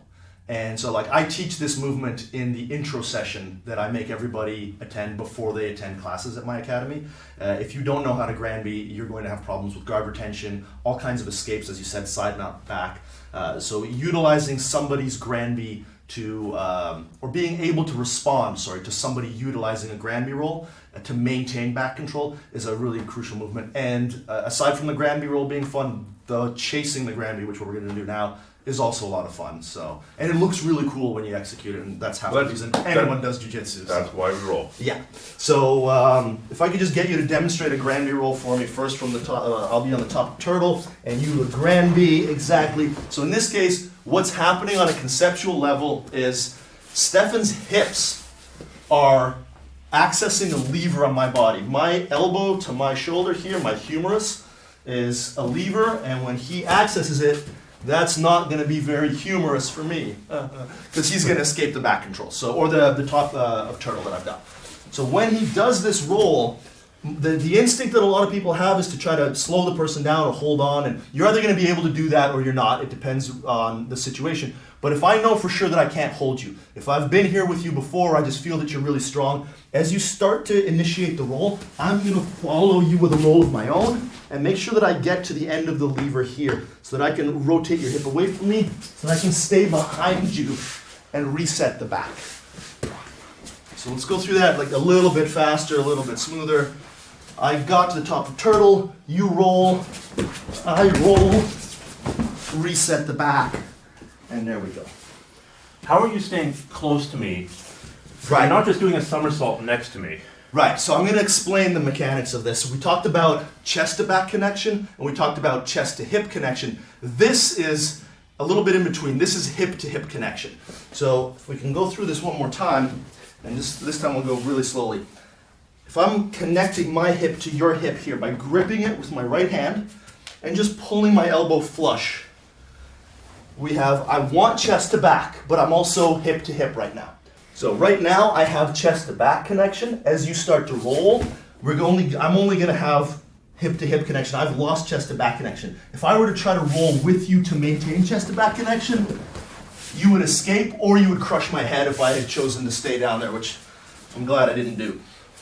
So the way to do this, and it's going to be counterintuitive, is as your left shoulder starts to drop, my right shoulder is going to drop. So we're basically in a mirror image right now. You're going to Granby from your right to your left, your left to your right, and I'm going to Granby from my right to my left, and then come up behind you, making sure you can grab the pants here if you like, or you can just palm the top of the knee. And now I'm controlling this lever just to try to turn your hips away from me.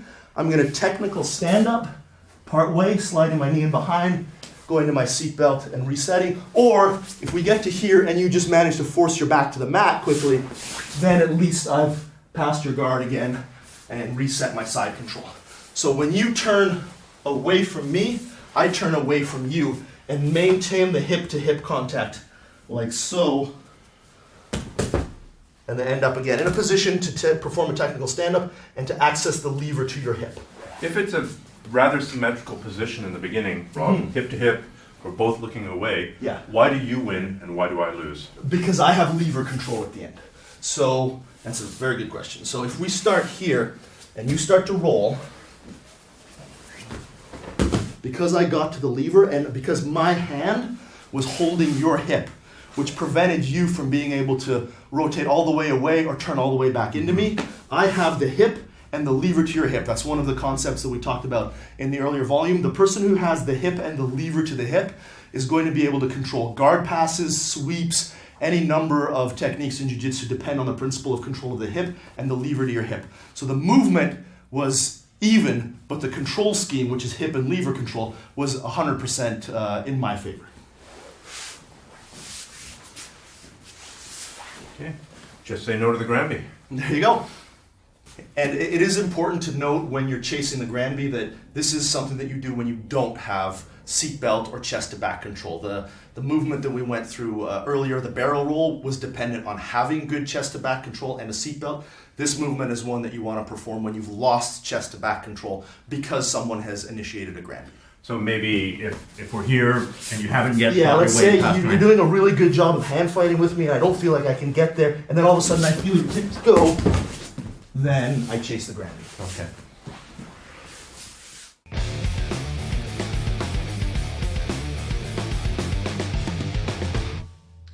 All right, everybody. The next movement we're going to perform is another staple of high-level jiu-jitsu that I believe should be learned earlier in someone's jiu-jitsu career because I learned it late, and it's another one of these things that just had a profound impact on my game. We've talked a little bit in the past about know when to hold them, know when to fold them, and the idea of transitions and just maintaining dominant angle and staying behind the defense. This is one of those movements. In the past, when I was training and I got to side control, I'd always just try to hold side control and frankly not be very good at it. So when I learned this is one of those light bulb moments. So if you're on bottom of side control, one of the main ways that any grappler is going to attempt to extricate themselves from this position is with an underhook. So if you get an underhook, you're going to start to turn into me. And if you get far enough into this, you're going to come up on your wrestling and maybe you're going to take me down and my life's going to get a lot harder. So as soon as somebody starts to get to an underhook, we need to kill their posture, right? I've got a little bit of pressure on the top side of Stefan's head here. I don't want to be too high up because I'm going to slide off. I don't want to be too close to his torso because there won't be any effect on his spinal column. So I want to push his head down, and I also want to close my elbow here. If I keep my arm up here, he can open my structure and push me out of position. So the two things that I'm doing are going to affect his structure and his posture, which is palming his head, closing my elbow, and bringing it to my body so that I create a lever here that I'm controlling. I'm now going to step up, and you have two choices here. You can perform the spin behind, or you can go to the Kimura control. That's up to you. But the spin behind looks like this. My knee is going to drop behind his head. My hand that was on his head is going to transition to the far side of his body, and I'm going to pivot using my knee as the point of rotation, open my arm up so that his arm stays in front of me. If I keep my arm closed, I'm just resetting the side control on the other side, which is not a big deal. Not a problem. I haven't lost position, but I'm trying to gain position right now. So as he underhooks me, I step, I spin, and I'm going to end up in base with my head behind his shoulder, connecting to my seatbelt and moving immediately to my chair sit transition.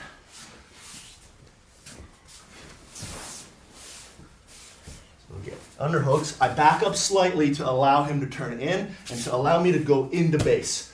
Pushing the head down, spin behind, using my leg as a pendulum to rotate me into position, into base.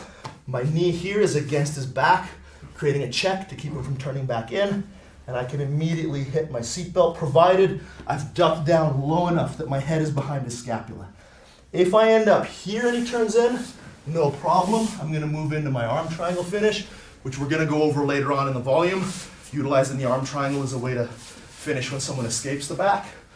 But the spin behind creates a chain of movement that allows me to stay behind your defense, stay in a dominant alignment, whereas you're in a broken alignment. And that allows me to be offensive in whichever way is most effective at the time. This is one of those highlight reel moves that you see high-level jiu-jitsu guys flying all over the place, and it looks like they're being super athletic, but they're actually they're using it for a reason. And this Yes, is the reason. this is the reason, exactly. What we're doing is, again, we're using rotation here. So there's a turn radius that's going to exist for the person that's on the bottom that's always going to be smaller.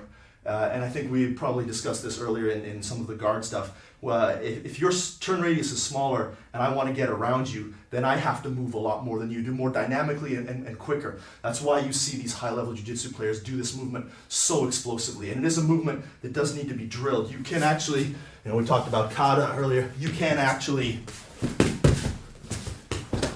just perform this movement. Some people call it a back step. The Mendez brothers call it a top spin.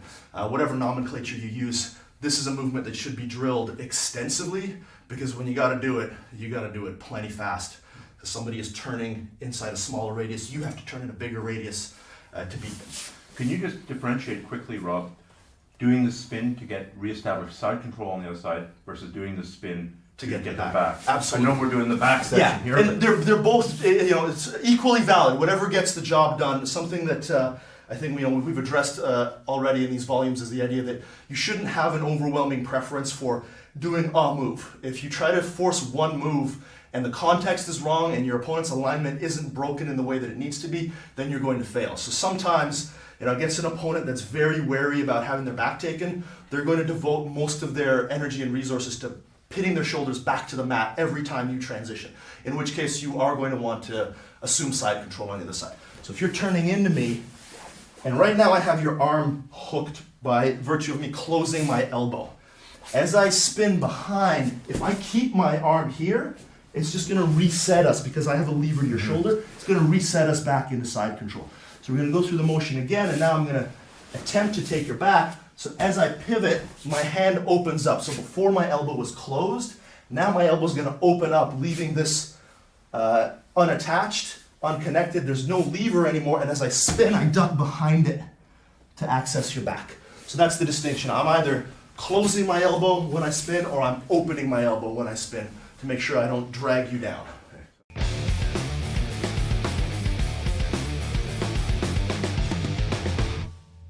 Okay, so now we are going to transition into the turtle position, and we're going to cover the bottom of the turtle, how you're going to escape that position, and then later we're going to cover the top of the turtle, how to negate those escapes and attack from there. So there are 4 main escapes that we're going to utilize, and the first one is probably the most common one, that you'll see at the highest level, and as we mentioned earlier, the most fun, and that's the Granby roll. So this is a movement that you can use for a variety of reasons, but we're going to use it in this case to escape the bottom of the turtle. So I'm going to find myself in a turtle position, and generally speaking, you're going to be grabbing my hip.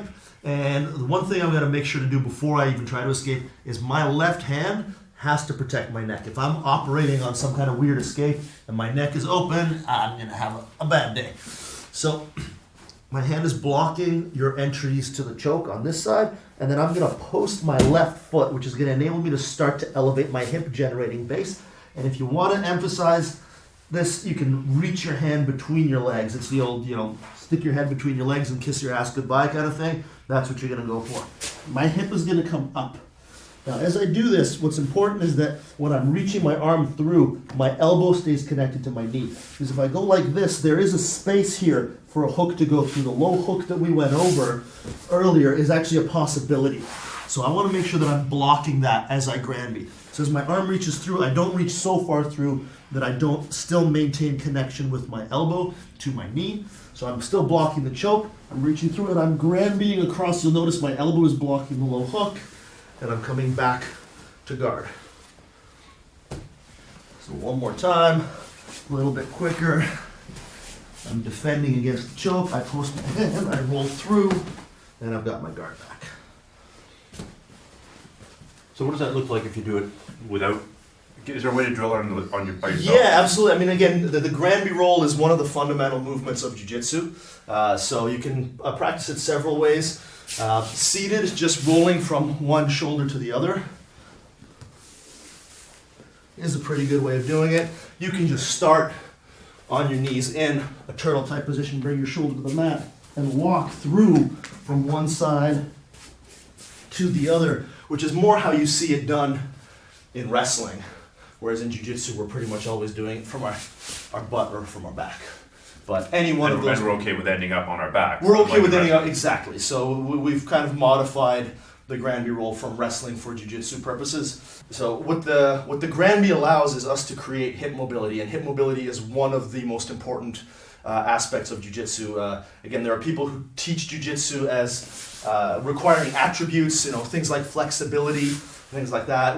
Our formula for jiu-jitsu that we're trying to present in these volumes is that there shouldn't be any excessively attribute-dependent part of your game in jiu-jitsu. So if you're going to use movement, you should be using natural human movement, and your core is the strongest part of your body. Your hips allow you to generate a tremendous amount of force. So mobilizing your hips is one of the most important things in jiu-jitsu, and that's what the Granby roll does. It enables you to mobilize your hips to achieve different goals rather than using flexibility and weird angles with your arms or legs to achieve the necessary alignment. Mobilizing your hips allows you to do that in a way that doesn't... Are you talking about the initial bump? The initial bump, but also the ability to recompose your guard. So the initial bump from here, if I want to get into a position right now where I dislodge this control, so I'm accessing a lever, I want to do that by bumping my hip.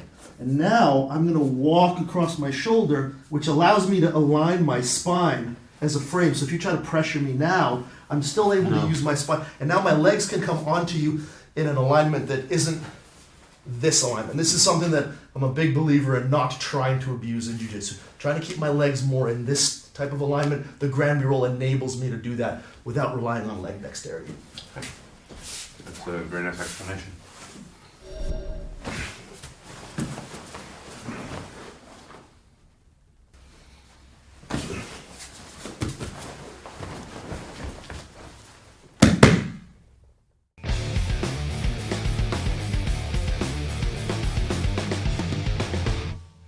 So the next movement we're going to go over is what I like to call the Hobson hook.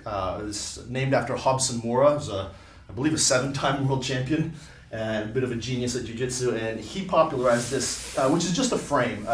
This isn't even so much a movement as if I'm electing to go to turtle. Like let's say I find myself inside control and I'm looking to kind of turn in, but if I just roll the turtle right now, I'm exposed. My structure's broken. You're controlling the space between my armpit and my hip, your knees in there. If I roll up onto a turtle, I'm going to be relatively vulnerable to the seatbelt, to different chokes.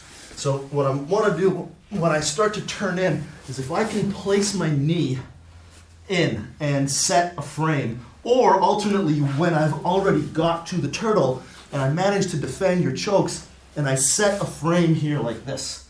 So I'm just using my shin and my femur to manage the distance between us. And this enables me to very easily sit to guard without having to worry about you hopping to the other side.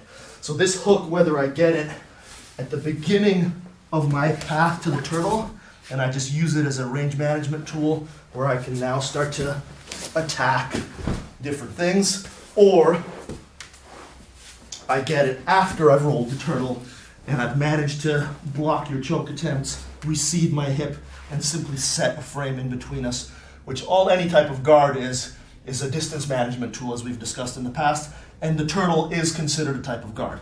So this is now allowing me to manage the distance between us with a frame where I can choose to access my underhook, or I can choose to reset my guard at this point and fight you from here.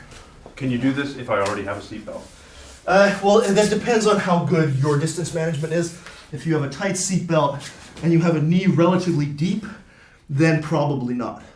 But if you have this knee down and you're attempting to kind of pull me out of base, then maybe I can insert my hook at that point and then recede back to guard. It's better than the alternative. It's better than the alternative. It is generally a turtle technique. So if you've gotten your seatbelt already, then we're almost not even talking about the turtle anymore. Now we're talking about me defending an actual back attack rather than just me being here and you still have not established full back control yet. Okay. So this is the stage when I'm on top of you and I've got and I've decided to roll away. Yeah. By placing my shin in between, I'm actually creating a type of guard rather than just fully rolling to here and allowing you to attack me. And once you've got that shin, the Hobson hook, Yeah. in, You no longer have to worry as I much don't have to about worry the about choke. the choke. There shouldn't be a reliable way for you to choke me. That doesn't mean I shouldn't still potentially fight with your hands, but once I've got the frame, I'm more thinking now about using the guard. So either with an overhook or transitioning now into an underhook for me. That becomes a method of, because I'm managing the distance, I can start to create openings in your structure that allow me to become offensive. Very nice.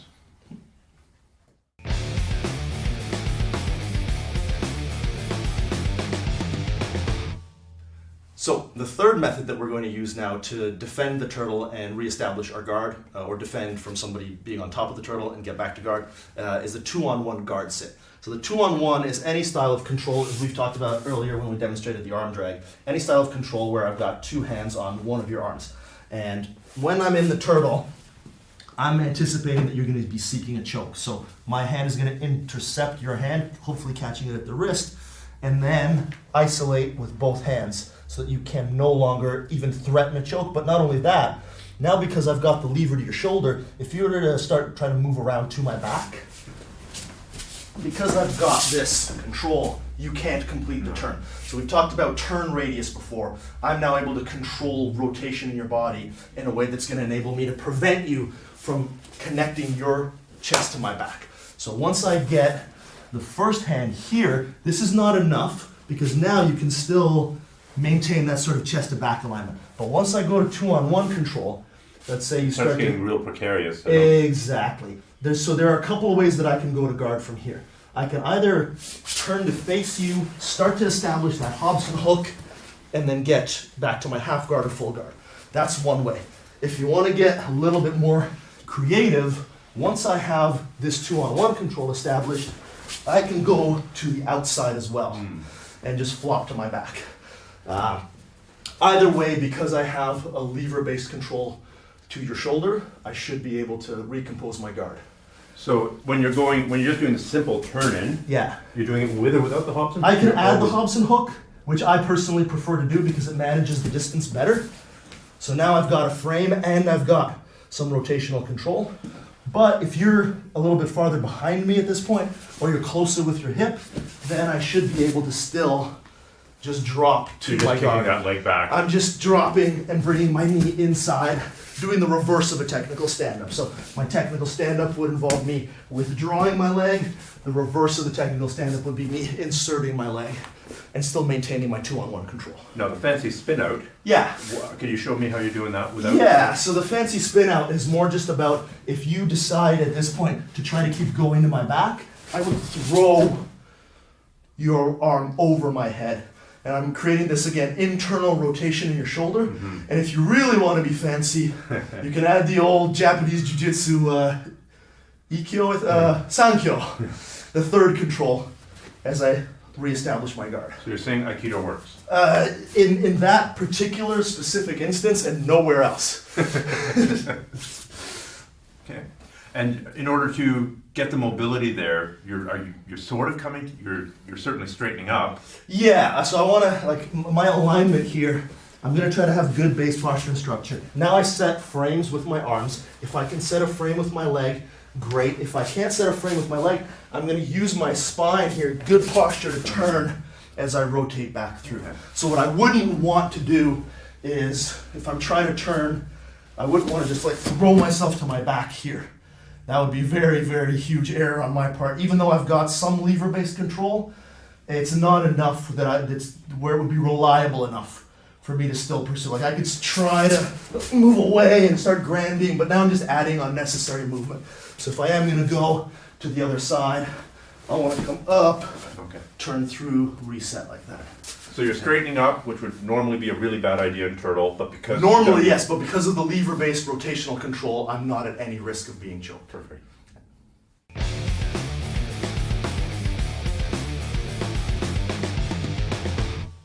All right, so our fourth and final bottom of turtle escape, and it's the one that I would say is used the least, and I have personally found to be the least effective, even though it is still effective, is the judo roll. And the judo roll just involves me trapping your arm. And the reason it's the least used is because good grapplers tend not to overextend and put their arm in this position where you can trap it above the elbow. But if you catch someone doing it, this is a very effective escape. So I want to just make sure that I'm controlling the direct lever to the shoulder. So wrapping the wrist is not going to be enough, because if Stefan hides his elbow, I won't be able to initiate the turn in a way that will control him. But if he reaches far enough through and I manage to catch his elbow, then I can start to roll him through. When I roll him, I'm going to take my left knee and I'm going to bring it underneath of his knee just to make sure that I get a correct angle. And I'm just going to start to drop to my back. You're going to end up on the top of side control here if you do this properly, which is, again, a reversal from a dominant position into another dominant position where you're in the dominant position is rare. You know, at the higher levels of jiu-jitsu, you don't see somebody go from the back to, or about to get their back taken to the top of side control very often. So this is why it's sort of the last on our list, but it is a valuable tool. And it's one of the reasons we want to show it in this volume is just so that you know what to avoid doing, which is reaching your arm too far through. So over here, this would be an overcommitment that allows me to trap the lever to your shoulder. Now, if I don't transition my knees the way I just did, it's going to be kind of hard for me to pull you. So it's important that my closer knee, so in this case my left knee, the one that's closer to your body, transitions backwards, and my other knee transitions in to create a block. Mm-hmm. Right? It really does feel like your knee is inserting into this space. Yeah, here. I'm tripping you, right? Like if you were an obnoxious kid in high school and you did that thing where you crouch down behind somebody and your buddy pushed them over, that's what we're doing here. We're setting a block and then using the lever to your shoulder to pull you over that block.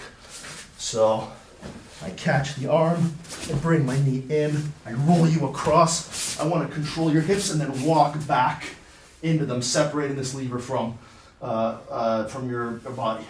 From here, if you've watched one of our YouTube videos, you could actually transition into the Kimura control if you wanted to get really fancy. That would be one of the ways that you could get there. Okay, so I'm going to reach over, trap the elbow, and I'm going to withdraw my closer knee, the left knee in this case, and insert my right knee to create a block. And now I'm going to start to drop to my shoulder, rolling you over, and then I want to walk my hips back into your arm to separate the elbow and access the lever a little bit better. From here you can let go and pursue your side control attacks. So when you do that without me, Rob, are you kicking this leg back or are you stepping behind me? Because I can't really see that.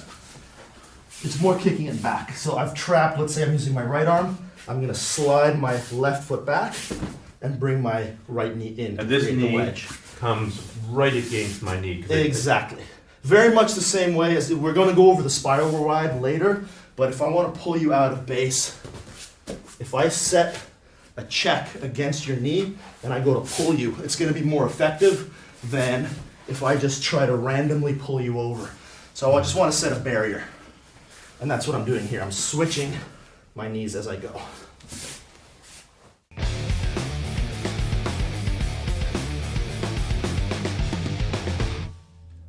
All right, so I'd like to take a segment now to talk about obnoxious turtles. And that's not a new band name, that is a strategy that a few grapplers will pursue, not just when it comes to the turtle, but there's an overall type of grappler that you'll face who is more concerned with not losing than they are with winning or learning or exploring technique.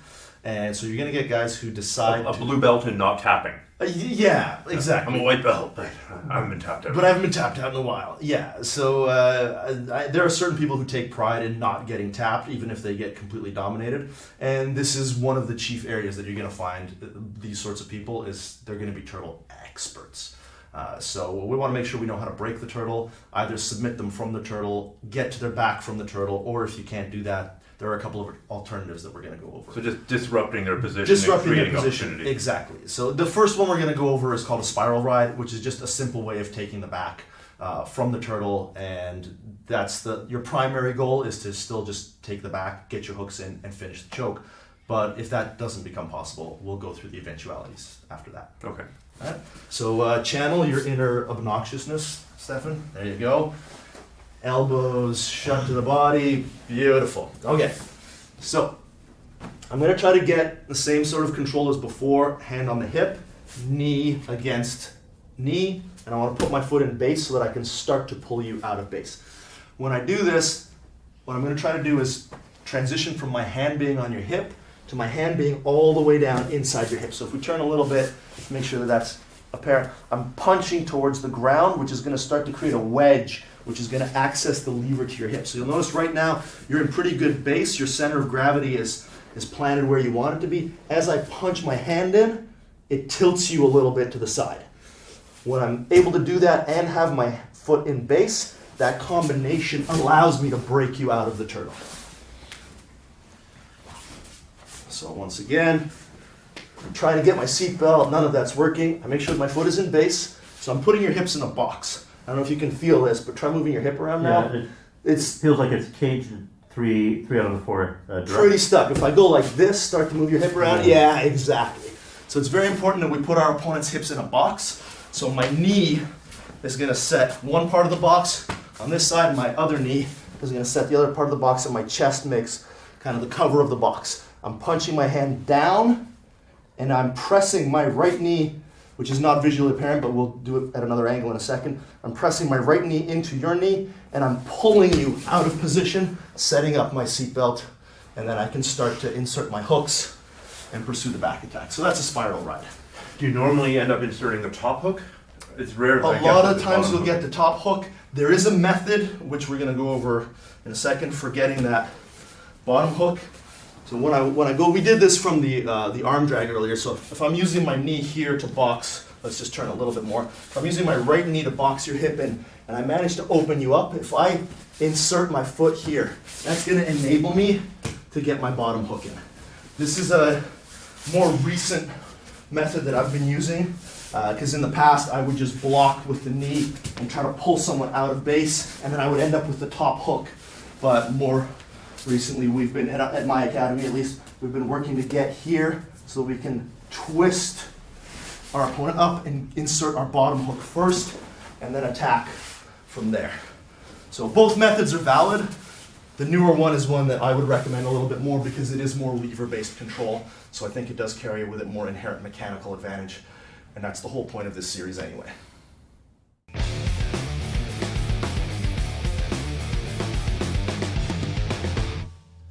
Okay, the second method that we're going to utilize to break the turtle open is what we call a knee jam.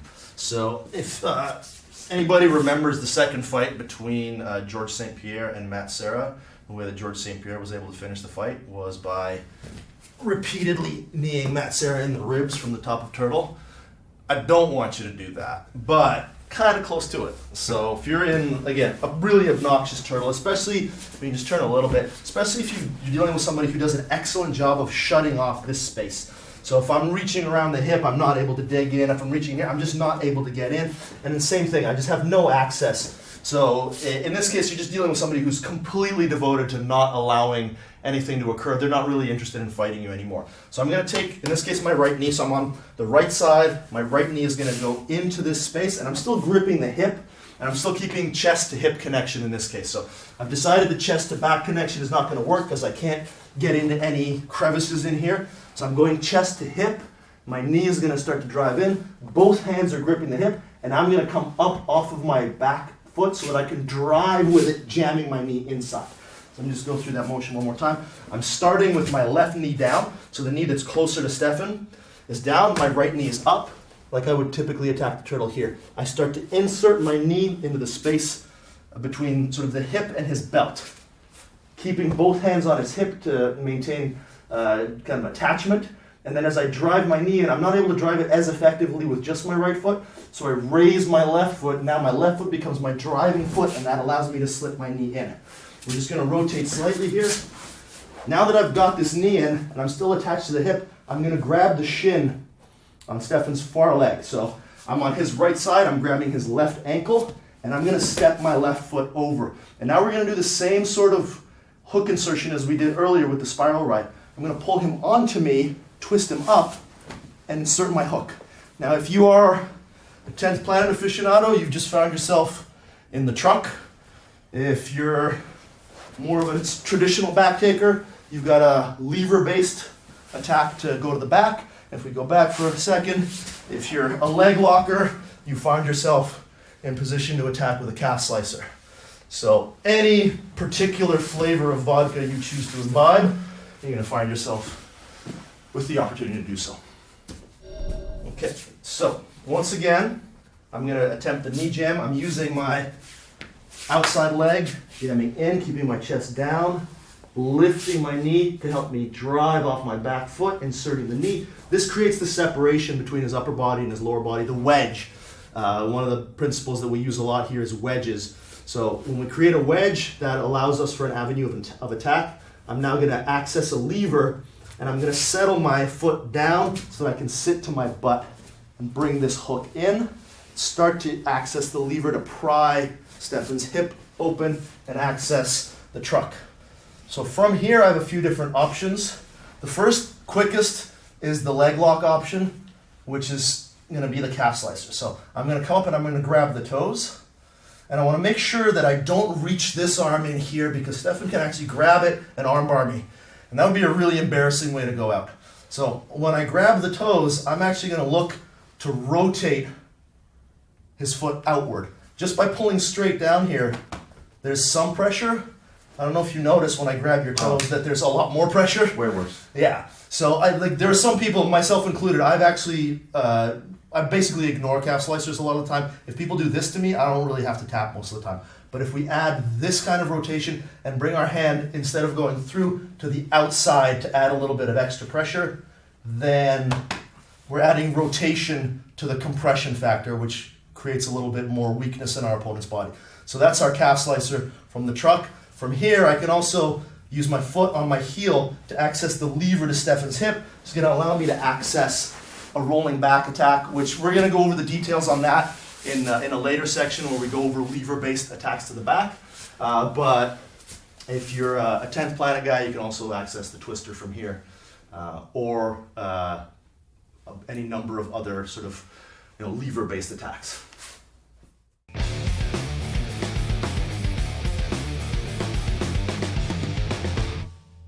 All right, so now we're going to go over another type of knee jam. And since we have a lead knee and a rear knee, previously we used the lead knee to jam. In this case, we're going to use the rear knee to jam. And this allows us to access the lever to the shoulder, which is going to allow us to access the crucifix.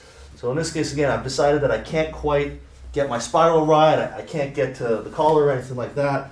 But I'm able to place my rear knee inside of this little crevice here. I'm going to start to jam that knee in, and then once I jam the knee in, I can start to try to pursue the crucifix right now, but yeah, let's be realistic. I don't have that kind of leg dexterity, and it's just going to be more reasonable if I start to slide my knee out to catch the crucifix. You can attempt to get a tap right here, or you can secure the wrist grip, go for the collar, and then roll through and attempt to finish from there. It's up to you. This isn't really the time or place for a full crucifix tutorial, but provided that is an avenue of attack that you favor, if you decide to go with your rear knee jam, that would be a good way to start to set up your crucifix. When you're sliding your knee forward, Rob, Yeah. it's a very difficult motion to stop. You're using... Yeah, so we're using a wedge again, right? So we talked about frames and levers and wedges. So I'm trying to access the lever to your shoulder right now. And if I don't use this wedge to pry the arm out, I am relying on a lot of leg dexterity to try to get this crucifix. And that's not wrong to do if you have that leg dexterity, great. But a more mechanically sound way to do this is to use that wedge to separate your arm so that I can step over it and peel the lever back. And again, this is a signature style of attack that you see Marcelo Garcia employ. And he does have a fair bit of leg dexterity here, but I still see him really working to separate that arm before he steps his leg over.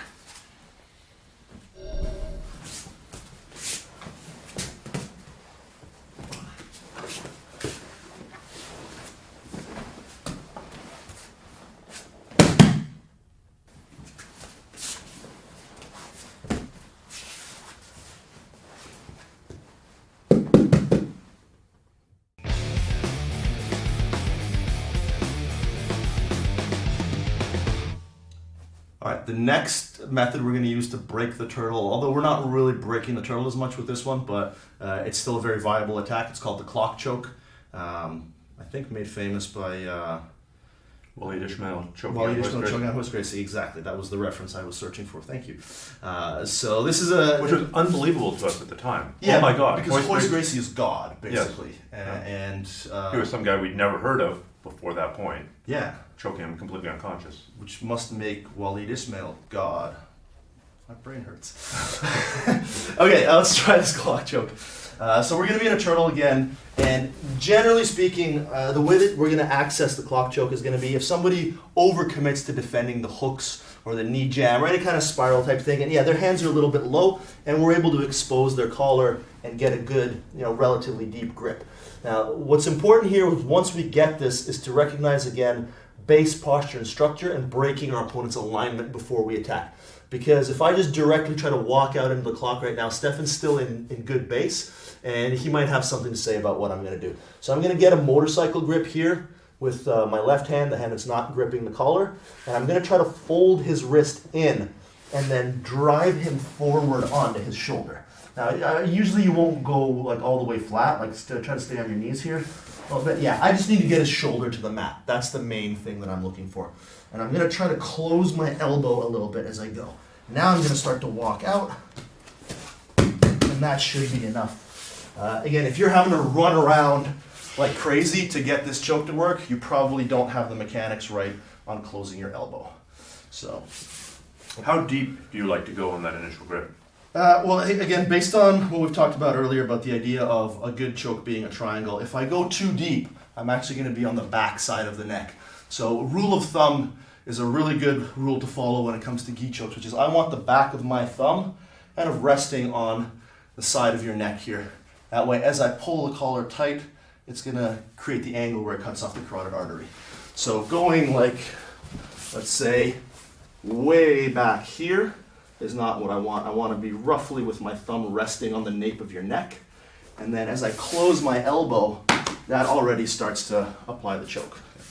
In your other hand, you're controlling the wrist rather than the near lapel, like you Yes. see some people do. So when I was first learning the clock choke, one of the things that I found was defending it was not necessarily easy, but simple. And if people were constantly just digging for my lapels, I was able to kind of spin out, use the judo roll, use a bunch of different defenses. Whereas if you take somebody out of base, now their defense starts to become significantly compromised. So this is a method that I've seen the Mendez brothers use, where they emphasize getting the motorcycle grip, breaking their opponent's base, and then attempting to finish the clock choke from there. And you're breaking my base by getting the grip and driving me forward. And driving you forward, right? So once I've got my collar grip, I'm pulling the wrist in, bringing my chest behind you again, and just driving you to your shoulder. And that's it. That's all I need to achieve. Now I'm closing my elbow as I walk through, and that finishes the choke.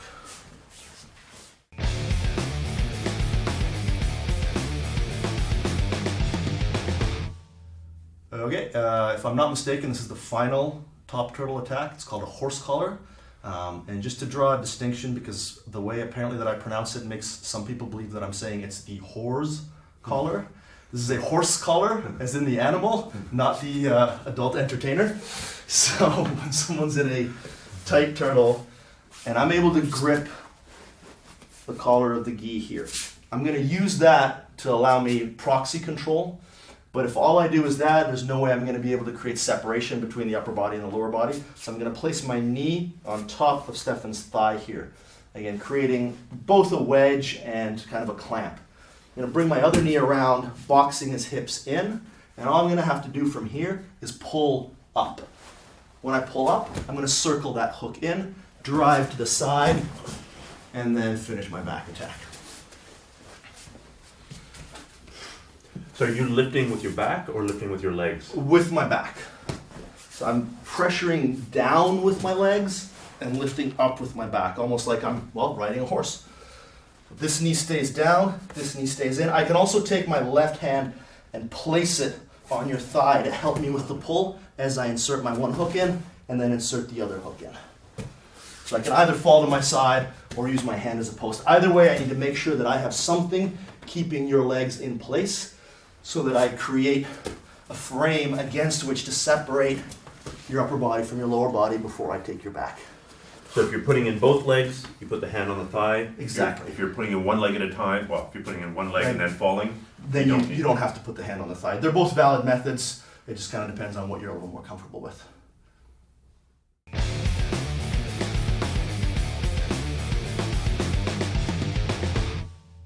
Ladies and gentlemen, you're in for a treat. We're going to get to my favorite way of attacking the back, which is using the leg lever to the back to roll into back control. And this is my favorite for a couple of reasons. One, as much as we talk about fundamental and correct body mechanics, a huge part of jiu-jitsu is an element of magic, an element of thrill when you pull off a technique that's cool. And these techniques are as cool as it gets because you're starting in a position where we normally wouldn't be able to access the back, and we're ending up on the back. So a lot of the reasons to do this: one, it's fun. Two, if you're a competitor, using these methods to gain access to the back indirectly allows you to skip the normal path, which is sweep or take down, pass, then expose the back, then secure the back. So this allows us to go directly to the back from alternate positions, usually guard positions, or even certain top positions where the back wouldn't normally be exposed. So it's a very efficient method of gaining the back because you don't have to fight through as much defense, and it's also just a joyous experience.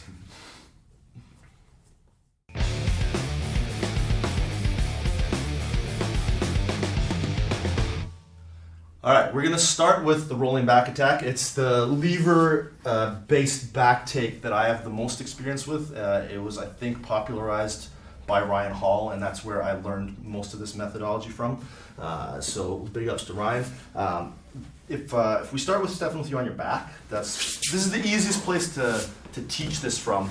It's not always the best place to attack it from, but it's certainly not a bad place to attack it from. So when I find myself in the mount, a lot of the time my partner is going to hook my leg and create what some people call the quarter guard. Some people call this the three-quarter mount. The point being that my ankle has been secured by his leg, thereby giving me that inside twister hook that we mentioned earlier. So now that I have that, I'm going to turn 90 degrees, which is going to allow me to access the lever to Stefan's hip, and then control the other lever. So I'm reaching down with my right hand, controlling this lever, and I'm going to roll through, ending up in the truck, again, if you're using the 10th planet nomenclature. So now I have the lever to Stefan's hip bound up with my right leg, and I have the other lever to Stefan's hip controlled by my arms. I'm going to now perform like a handoff. So I don't want to completely let go, because if I let go and I start to do this, he can roll through and end up on top.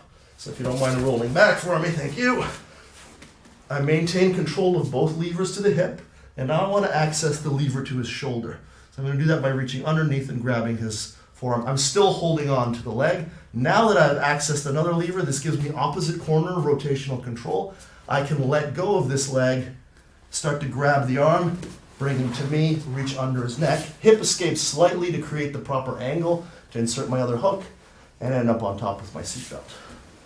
So we're using, in this case, the lever to your hip, which is your right leg, to create a roll to allow me to access your back. yeah, once you get to that back step position, to stop you from rolling is It's almost- it's very difficult. There are certainly methods that can be done, but they tend to, the counters, quote unquote, to this position tend to rely on me not performing the technique correctly. And there is a reason that we go through the sequence the way that we go through it, which is I want to secure that hook, I want to grab the other leg, I want to roll through, I want to still be holding your leg, and then I want to hand off little by little, because throughout the whole process, if I have constant rotational control of your body, there shouldn't be any counter movements available. If I start skipping steps, that's when you might be able to interfere. You can actually reverse the position if you're a little bit sloppy attempting it. So we don't want to take any chances on anything like that. So I start with my hook here. I turn 90 degrees and I sit down, dropping my weight on the end of the lever. And I want to make sure that I don't roll up. This is a kind of a common error I see when people learn to do this. I'm going to be trying to hamstring curl Stefan's body weight without any base, let alone having any chance of success. This is just not going to work for me. So I want to make sure that I'm rolling down, because even though right now I don't have a lot of base, because I have this lever control, as I get my back to the mat and I generate base again now to push, I'm able to control Stefan's body relatively well. So I think a lot of people have a preconception that they either need to be really flexible to do this or really fast. There's a very narrow window of opportunity to hit this roll. Yeah, those are common misconceptions, I would say. Any technique done in any kind of combative scenario does have to have a certain element of urgency to it, so I don't want to say that you can move in slow motion, but you don't have to be exceedingly fast. Again, I've had quite a bit of success with this. Not doing it particularly fast. I've had students succeed with this at a few different belt levels in tournaments, not executing it with tremendous speed, just being mechanically correct with it. And the students that have been able to apply this technique in competition are not very flexible. I'm not very flexible, as you can see when I sit, like my knees don't come anywhere near the ground, and I'm still able to hit this technique with a pretty good level of frequency. So if you're in mount, say, Yep. So we've got this. And as you're mounting, and I catch that, Yeah. how long do you have? Because if you hang out here long enough, Right. we're going to end up I'm going to be able to change this to a different kind of Right. guard. So the first part involves how I distribute my weight. If I'm even, right, put me in the half guard now, like pretty easy. Like I'm not going to be able to stop that. But if when I make this transition, I shift my weight, now go to do the same thing. No, it's... That's all. I'm just You're shifting your weight this way? Yeah. Yeah, so this is just a principle of weight distribution. Is we've talked about frames and levers before. I'm making a frame right now. I'm putting my weight over top of over top of my right hip, which makes my right leg a frame. So I which can't makes kick it it out. difficult to move. Exactly. As if I evenly distribute my weight, now you can access the lever no problem. If I shift my weight to this side and stay low, it shouldn't be a bit too much of a problem. And then by turning, I'm putting even more weight onto the lever here, which should make it really, really difficult. So the timing involved in this technique would be the timing involved to shift my weight over. It's not like I need to turn and roll. I just need to get my knee down and make sure that my left foot is up. So I'm using my left foot to generate base, to shift my weight onto my right knee, to create enough weight on it that it's enough of a frame that you can't move it. And then as I turn, it becomes even more of one. And so at this point, I don't know if you can see, it's not like I'm way out here, and even like right now, it's not like my leg is rotated into any kind of funny yoga position. My leg is just at a relatively comfortable angle, right? If we're just kind of to remove you from the equation, when I'm starting here like this, and then when I turn, I'm ending up like this. I'm not keeping my leg at this kind of angle I'm not any amount of time. I'm just sitting like this, and then as I roll through, my leg is still at a relatively natural angle, and we're ending up about here. Now this is the only point in the movement where my leg is going to have a little bit of or my hip is going to have a little bit of external rotation to it. So at that point, I'm adding my second foot in there as a bolster to create more power, so I can use that leg press mechanism that we've talked about in previous volumes, which is the most powerful mechanism in our body. Yeah. And you mentioned that this attack from three-quarter mount or from quarter guard is the easiest way to teach it. It's the easiest way to teach it because it doesn't involve creating any other transitions. So you're just having to work on the lever to the hip mechanic and that kind of twister hook control that we talked about earlier. But as far as how you apply this, there are many, many entries. Again, Ryan Hall has an excellent volume on the rolling back attack that I highly recommend to people. There's a great video on YouTube of him doing this to Hermes Franca, the former UFC fighter and noted rapist, who had a super fight with Ryan at, I believe, Grappler's Quest. And Ryan managed to perform this from entry to, he went from the deep half guard through the waiter sweep into this, and then hit the rolling back attack. So you can get incredibly creative with this particular movement because all it requires is that twister hook. So can you give us some examples of, after they master this movement, what else? Right, so you were mentioning about the deep half guard being an option. So one of the things that you can actually set up from here is, let's say I tried to get here, but you got me into the deep half guard. So I could try to reset the position a little bit. So I'm gonna push your head down, breaking your posture, slide through, and now you'll notice my knee is out again. As I turn, I find myself in the same position to hit this rolling back attack style movement. So the deep half guard would be one option for that. I can perform it from the bottom of the deep half guard myself. So if I find myself in the deep half guard here, and I managed to move you to the side and create this hook. Right? So once I've inserted my hook, I can use that twister hook by itself. If you come back on top for a second, if we end up rolling this way, then I can roll back through into the rolling back attack. So it's maintaining that twister hook, come hell or high water, and finding your way to the guy's back. Yep.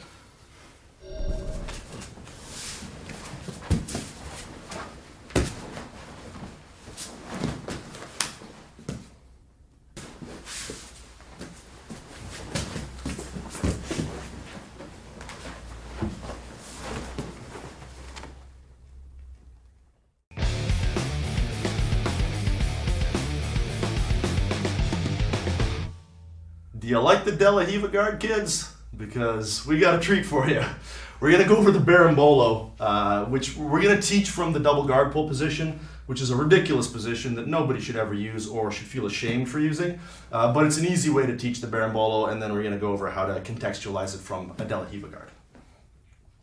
All right, so the double guard pull position, also known as the scissoring position. I'm going to have one of my legs on the outside. So actually, if we can just turn this way, it's going to make it a little bit easier. All right. So I'm going to have my leg on the outside and kind of hooked into your hip. Now from here, there are a bunch of different grips. You know, the belt grip is really common. The collar grip is another one you can use. I would say the belt grip is probably the most effective because it's creating attachment to the hip here. Okay, we're going to go through the three versions of the berimbolo, version 1.0, 2.0, 3.0, as I understand them. So I'm starting with my hook. I'm getting a belt grip or a collar grip. And you're grabbing my foot. And I'm holding your foot. I can be holding the pant leg or I can be holding the ankle. 6 of one, half dozen of the other sometimes, but direct control here is often more reliable. So when I start to invert, the sort of original version of the berimbolo was kind of an extension of the leg here, a transfer to the back leg, and then sort of a kick here to get your hook in, and then you would move up and take the back. That's version 1.0. That's the one that in my experience has been the easiest to address and deal with because it's the least sound, like biomechanically and just in terms of lever mechanics, it's the least effective lever mechanic. So I found myself early on in the sort of berimbolo craze having not too much trouble defending it because of my familiarity with the rolling back attack and being what I consider to be a superior lever mechanic. So version 2.0 involves the same sort of inversion, but in this case using the sort of leg drag style hook to push the person away, which enables you to create more of a lever mechanic to then take the back. Version 3.0 involves getting my inversion, getting my knee in behind, and then using the other knee to push as I lace my twister hook in, which would allow me to come up this way and go back to a rolling back attack style, or just to use the twister hook to extend my partner and take the back. From the opposite side, this is berimbolo version 1.0. Inverting, keeping my feet tense, and then using the grip on the far leg to help push my opponent over and end up on the back. Version 2.0 involves this leg drag style hook that allows me to come through and end up on the back.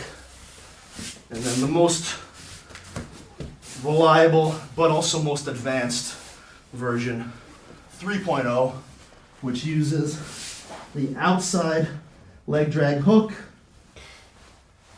to transition to twister hook to transition to the back for style points. I think what you'll find nowadays is the berimbolo specialists like the Mendez brothers and the Miao twins, they're both utilizing that twister hook berimbolo a lot more than the sort of classical berimbolo, because the classical berimbolo is much easier to defend. It's not as sound of a lever mechanic the way it was originally done. So version 2.0 or 3.0 or where we're at tends to involve the twister hook a lot more. But it's probably harder to learn. Harder to learn, more reps, definitely, yeah. All right, so we're gonna try to perform the entire berimbolo now. So we've got our De La Riva guard, and I've managed to push enough that I can get a belt grip. At this point, to settle Stefan's hips to the mat, first I want to push away, and then I want to pull towards me. But when I pull towards me, I don't just want to pull and hope that I can break the power of your leg frames, because this probably doesn't feel like it's very effective right now.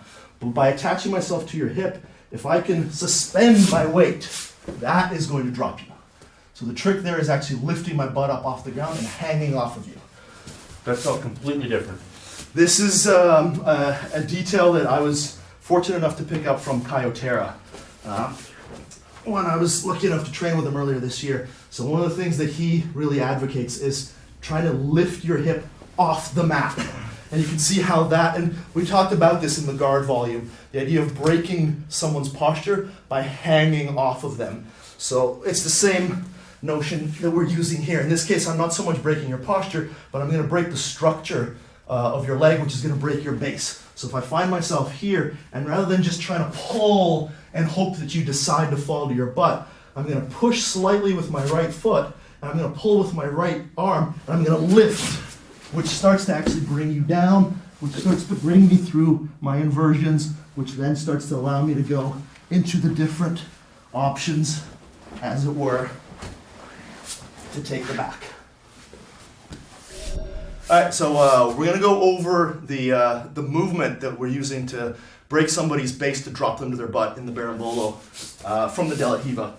So with my belt grip, what I'm doing is I'm trying to do an abdominal crunch as I raise up, and I'm trying to also extend slightly with my legs and then pull in. So I'm trying to get my hip and my shoulders to come off the mat a little bit. So I've established my De La Riva guard. A lot of times what will happen is I'll have a collar grip. You'll go to break that grip, and when you do, that'll give me access to your belt. Now I'm going to do that hanging motion. So I'm using my legs to push you a little bit, and then I'm coming up, and as you drop, I start to invert, insert the hooks. Now from here, we can move into our twister hook based attack, come back to the rolling back attack from here, or roll back through and finish on our back attack.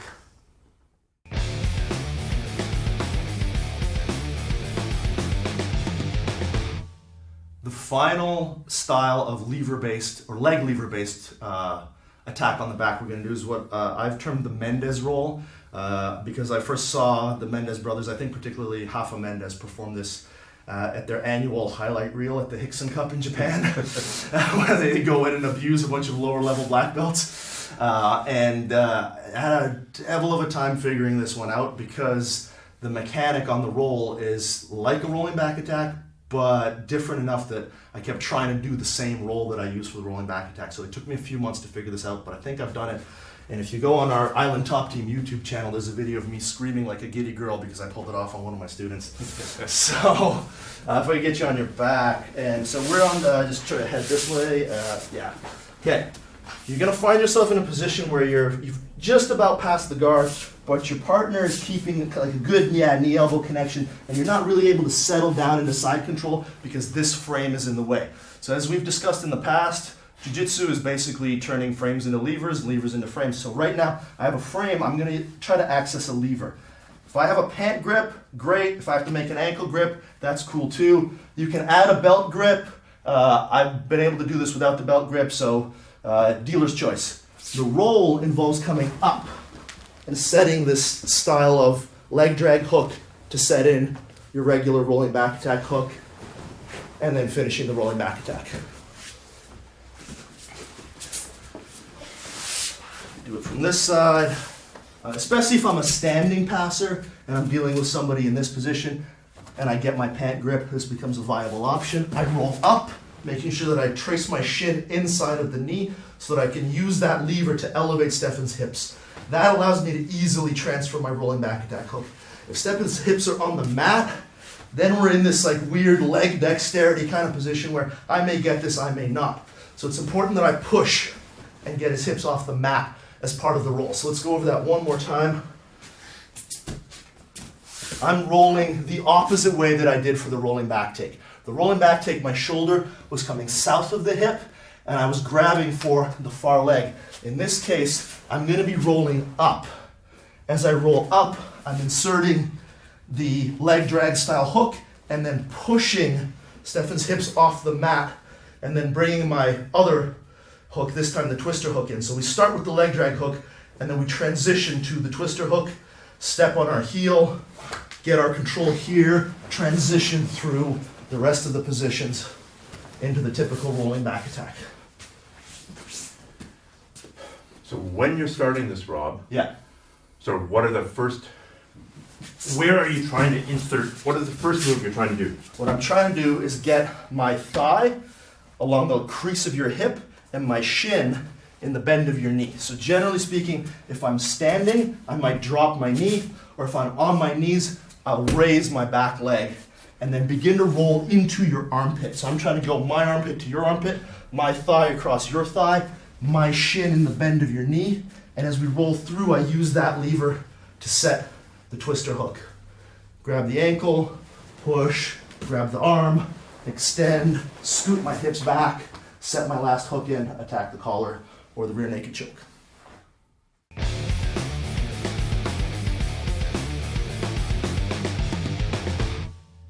We've come to the point in this volume where we're going to talk about escaping back control.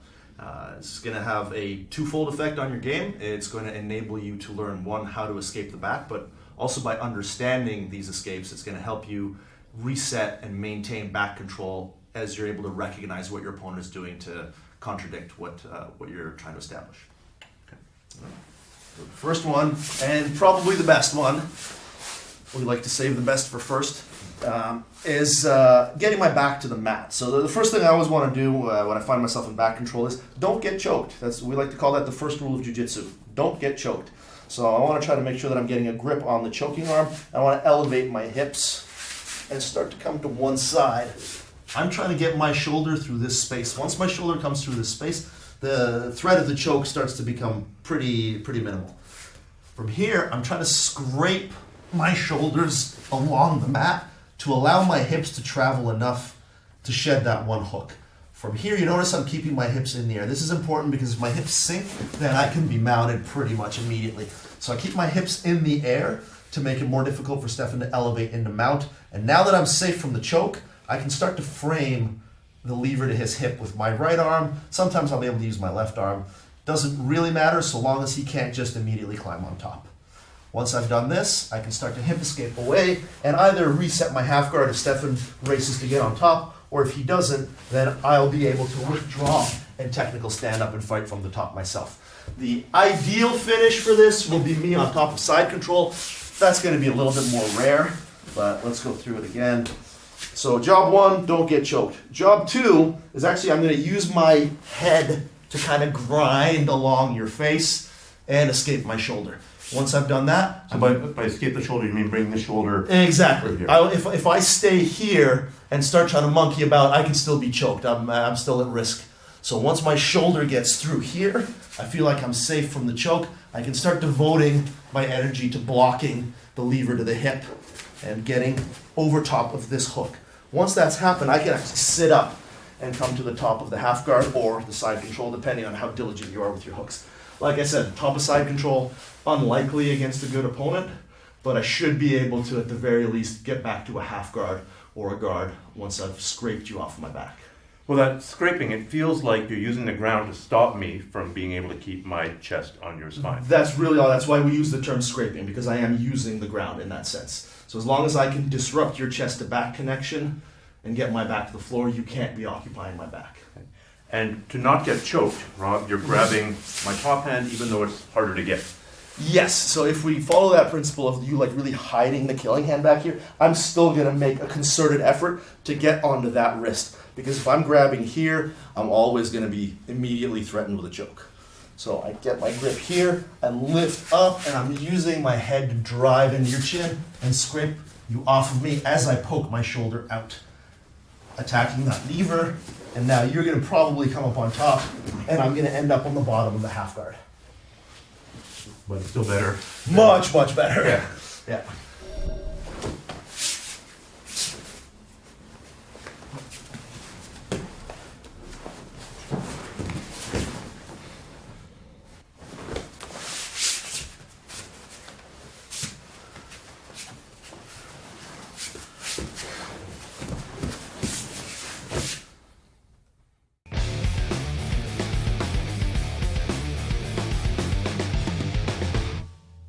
All right, so the second of the back escapes is the 2-on-1 control that we're using to turn back into our opponent's guard. Okay, so if I find myself with back control and somebody's managed to get the seatbelt, I'm going to try to get a 2-on-1 grip. So I'm controlling the killing hand, always controlling the killing hand. If I'm able to catch before somebody makes the grip, great, that's going to be to my advantage, but I'm still not usually going to be able to pull someone's arm over my head because they're likely to be closing their elbow, and it's just going to be a fool's errand to try to move somebody from here. I don't have access to the right lever. So I'm going to drive my head to the mat, keeping my hips in the air. This allows me to create a lever by pinning this elbow to the ground and accessing the lever of the wrist to the elbow, which allows me to then bring this arm to the opposite side. Now I'm going to frame it out, which should stop Stefan from being able to rotate into me. And then I'm going to start ducting my hips, and either I'll get on top or he'll get on top. But either way, he's no longer on my back. So by controlling the killing hand, the choking hand with Yes. 2 hands, Yeah, so You're for example, I minimizing- might have gotten here by just anticipating that. We ended up with some kind of attack where you're coming in to choke me, and I was in good defensive position. I capture your arm, I start to move to this side, and I bring your arm across. Now, for you to start to get on top, you're going to need that arm for base, Yeah. as far as I know. I'm no rocket surgeon, but if you try to rotate away from me, it's going to create enough space for me to just break distance and get back to a guard of my own. But my goal is to rotate up on top. okay. And is there a special grip you're using on that hand, or like a baseball bat? Generally a baseball bat grip. Yeah, and I'm just bringing it from one side to the other. And do you, if given the choice, if we're here and you catch it here, do you pop it over your head now, or do you? Oh, follow if I can, absolutely. It's just a lot of the time, if you close your elbow for me, there's just no way that I'm going to be able to pop your head over on this side if you're giving me a lot of resistance. But if I get down to here and I drive my head against your arm, now I'm able to create a lever from the elbow to the wrist. So by cutting your arm in half, I'm able to get the arm to the other side. So it's, if don't get me wrong, if we're here and you're a little bit sloppy and I can just do that right away, Okay. then I'm going to. But we follow this idea that, like I always say at my academy, from day one I'm teaching you to beat black belts. So if you're kind of lazy, I'm gonna get here. But if you're good and tight here, then I'm gonna have to bring you to this side, create the lever, get you to the other side, and then escape however I can. And as soon as you have my hand in the air and are stiff arming it, there's no way I can turn in. Unless you're able to break the laws of physics, which if you can, you don't need jujitsu, I would hope that that would be the case, yeah.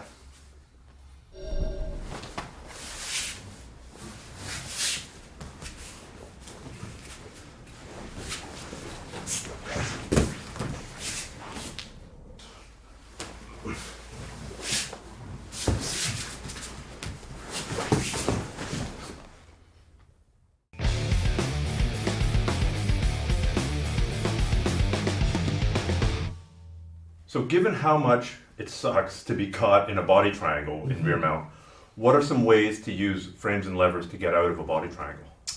Well, there's one that we use quite a bit in our academy, so I'm going to show you that one now. Oh yeah, that sure does suck. Okay, so typically what you see taught here is people want to try to get to this side, and because that's the most common defense, people who are good at the body triangle are good at either preventing it or switching sides. So what we try to do is show people how to escape the body triangle without performing that transition. So I mean, the first thing I'm always going to be looking to do is defend my neck. So once I've got some kind of neck defense established, I'm going to bring my leg to the outside and use that to start to bring your foot towards me so that I can access a lever. So as long as I'm able to get, as long as I'm able to get my knee outside and start to push. Again, maintaining constant vigilance about the neck. Don't start doing this. Don't be this like catch wrestler guy who's trying to tap someone with a toe hold from here and then getting strangled. So I keep defending my neck. I bring my foot to me, and then I just start accessing the lever here to bring myself into, usually a no-gi, we would go with a heel hook here, but in any case, the lever control as I scrape myself off of you and continue to press your leg away from me is what's enabling me to escape. At that point, you put me in 50-50 and you hold me to the rest of the match if you're ahead on points. Exactly. And if I'm not ahead on points, I tilt you for advantage and then I win. Okay. When you do this escape, where do you normally end up? Do you normally end up in the leg lock position? Normally, Or single leg yes. X? Yeah, single leg X is sort of the most likely, if you're familiar with that entanglement, and that's one of my go-tos. But you certainly don't have to do that. You can just break distance and get up. Push and the pass- leg away push and the leg restart. away. Yeah, exactly. Can we see it one more time, please? Sure. So,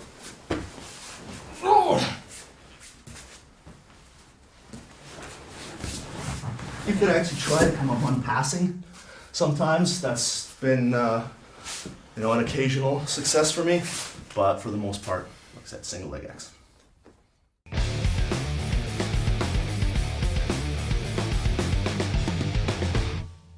This is going to be our fourth method of escaping the back. It involves scooting down and underhooking the leg. And it does require, if I'm honest, that somebody be a little bit, let's say, not diligent in creating good over-under control. Because if we're here and I'm trying to scoot down, I'm probably going to get choked for my trouble. But if at any point I manage to fight my way inside where the over-under control is broken and I've got really good kind of neck defense set up, my hands are tight, my elbows are tight, and you're not able to separate my structure, then by scooting down and just kind of shimmying my butt and getting under your legs, I should be able to escape the back position. okay. How do you shimmy down there, Rob? I'm shimmying by using so again, let's assume that I kind of got inside here. I'm using purchase with my feet on the mat, and I'm pulling my butt forward. So every shimmy involves me stepping on the mat and performing a hamstring curl as my butt scoots down. Then once I can get an elbow inside of your thigh, I'm able to access a lever here. I'm probably going to do one more scoot to get my head resting comfortably in your nether regions, and then I can access a lever and reorient myself into a guard. And in practice, where do you often end? Ideally, you'd end up in the guard here. Ideally, yeah. Do you end up in deep half guard? Deep half guard is probably the most common, yes. And so what would that look like, just for the kids at home?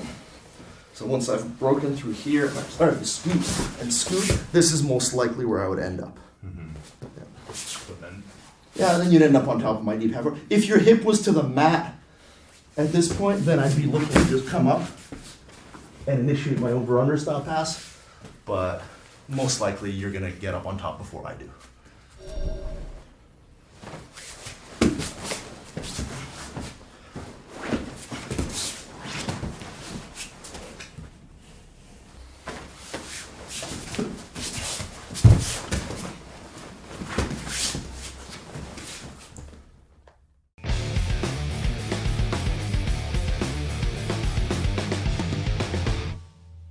Right, so our final escape is the most conceptual in nature. You might even say that this isn't quite a back escape as it is a back prevention movement. But anytime somebody's about to get onto my back because they've arm dragged me, usually from the guard, this is something that if you focus on controlling, you're going to be able to extricate yourself from the greatest amount of danger. So if I find myself in your closed guard and I'm sloppy enough to allow you this full sort of Hodger Gracie style drag across, and you're going to start to climb to my back. Exactly. Little by little here, you're getting farther and farther into the position. So if I'm able to isolate this lever, right? Especially if I'm able to get my armpit over top of your knee. Now keep climbing to my back. this is about as far as I'm going to get. Exactly. So if we're even farther around, let's say you're to there, but you still have your leg across my head. Now I capture here. And so now again, keep going to my back. As long as I control the lever to your hip, it should make your job extremely difficult. All right, so first stage is over the knee, next stage is over the shin, and as you go to climb, I'm constantly just driving back into you. And I'm just being wary of the fact that when I drive back into you, if I don't have good enough base, I'm gonna go for a ride in the mount. So every time I use this lever control to the hip to deny a back attack, I'm going to be crawling towards you. So you're going to climb. I'm crawling towards you with my elbow, but not throwing my weight forward. So I'm driving in, keeping a good post with my elbow and my knee while maintaining whatever kind of grip I can over your hip. And then as I'm doing that, I'm trying to get my elbow back inside. Once I've got that, I have a frame and I'm able to reset the position. So it's okay to be grabbing the material at the knee, just It's any okay. way that this foot doesn't escape. Yeah, I think one of the things we're trying to convey with this series is the idea that the mechanics are more important than the individual details. Some people are going to want to grip like this. Some people are going to want to grip like that. That's not necessarily right or wrong. It's the fact that you have a lever to the hip that's important. That you're maintaining your base throughout the movement and not committing your center of gravity in a way that you can redirect it and then. So you're still keeping your hips very, very low and Exactly. Like I've been beat. You're behind my defense to a certain degree, but I'm not just throwing myself up into funny positions. I'm not separating my structure anymore. I'm holding onto this lever and I'm trying to get my elbow back in so that I can set a frame. And once you get this elbow from here To here, to here, it's pretty much over. it should be, particularly if I'm able to anchor it. Right. Right? If my arm is loose and you re-drag it, then yeah, I'm still going to be in trouble. But once I create this anchor point, if you go to move my elbow, it should pretty much not be going anywhere. And then I'm going to replace it with my knee and then start my passing. So you're getting out of trouble and then preventing yourself from getting into trouble in the first place. Exactly, and then as we've again discussed through these volumes, is understanding a concept is much more valuable than an individual technique. For sure. Because if I use an individual technique without the understanding of the overall concept behind it, you might have a counter, you might have a response that if I don't know it, then I'm going to be screwed. But if I understand the principle behind it, I can alter my movement to follow the same principle, even if I'm not familiar with the exact technique that you're using. He's Just wearing by- this kind of gi with a tight cuff with the versus type, not. I can grab the ankle instead and use direct lever-based control rather than proxy-based control. And that's the highest expression of the whole adaptable problem-solving algorithm that we're trying to create in your brain hole with these approaches.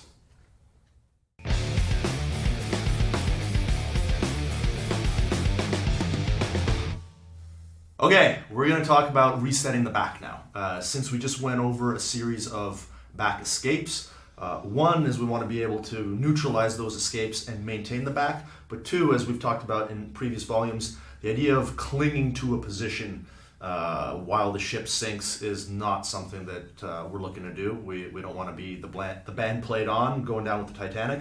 We want to transition into alternative dominant positions. So most of these movements are going to involve resetting the back, but if at any point we can't reset the back, we're going to transition into an alternative attack. Usually the mount or the knee on belly. Sometimes it's going to mean some kind of submission attempt. But in any case, I just don't want anyone picking on me for saying we're going to reset the back and not always resetting the back, because I'm fragile and I don't want your hate mail. So the first one is going to be the butterfly hook. And anytime somebody uses it, and most of these we're going to try to employ against that first back to the floor kind of defense, because it is the best one.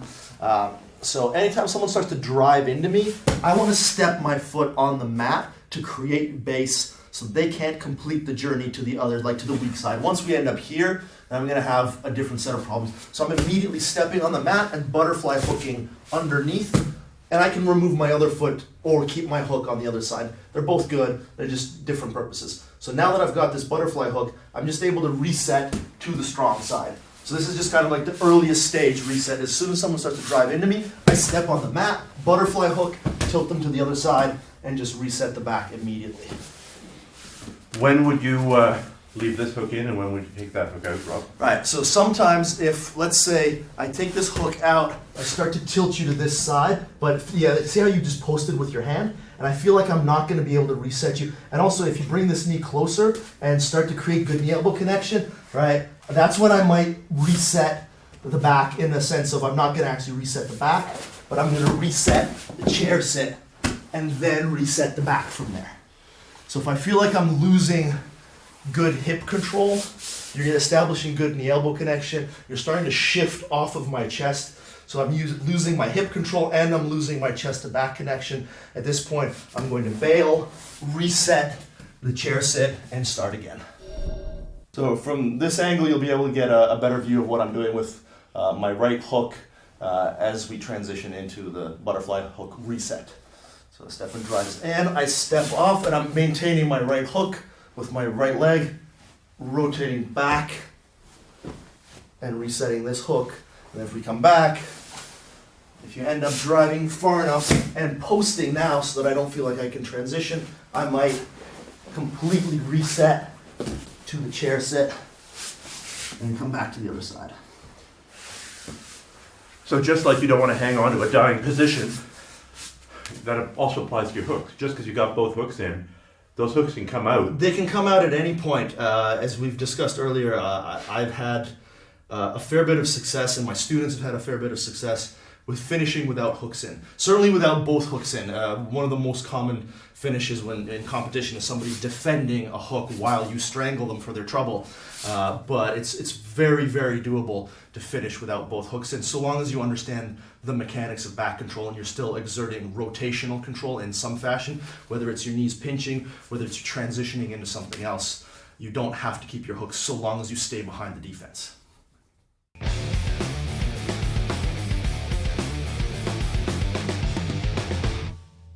Friends, we're going to talk about transitioning to the mount now from the back. So anytime somebody's scraping you off the back, this is going to be one of your options, particularly if you recognize it early. All right, so oftentimes when somebody starts to grip here, I'm going to re-grip the sleeve. And if my opponent or partner starts to keep driving their shoulders to the mat, I'm going to escape my elbow into base. So rather than trying to maintain chest to back connection, I'm going to escape into base and start pulling here so I can transition into a mount, bringing my hooks out and pinching on the hip. What this is doing is controlling, again, rotation. If you want to start to turn, this keeps you from going into base. All right? If you were able to get your elbow on the mat, now you can raise your hips and push exactly. So this is preventing that while also helping pull me on top of you and allowing me to get into the mount. That feels much tighter. I mean, you see people transitioning to the mount all the time from rear mount. Yes. That feels a lot tighter. Yeah, than this most is of just the this is just transitions an additional detail that I find to be really helpful. Is if I'm able to get this sleeve grip and I want the mount, I'm keeping myself attached to you by transitioning my hooks to your hip, and by keeping or denying you base, it's going to make your job a lot more difficult. And also now, if you see where my knee is underneath you, if I wanted to try resetting the back again, I could still do it. Mm-hmm. Whereas if I don't have this grip, and now I try resetting the back, I'm going to end up losing the position.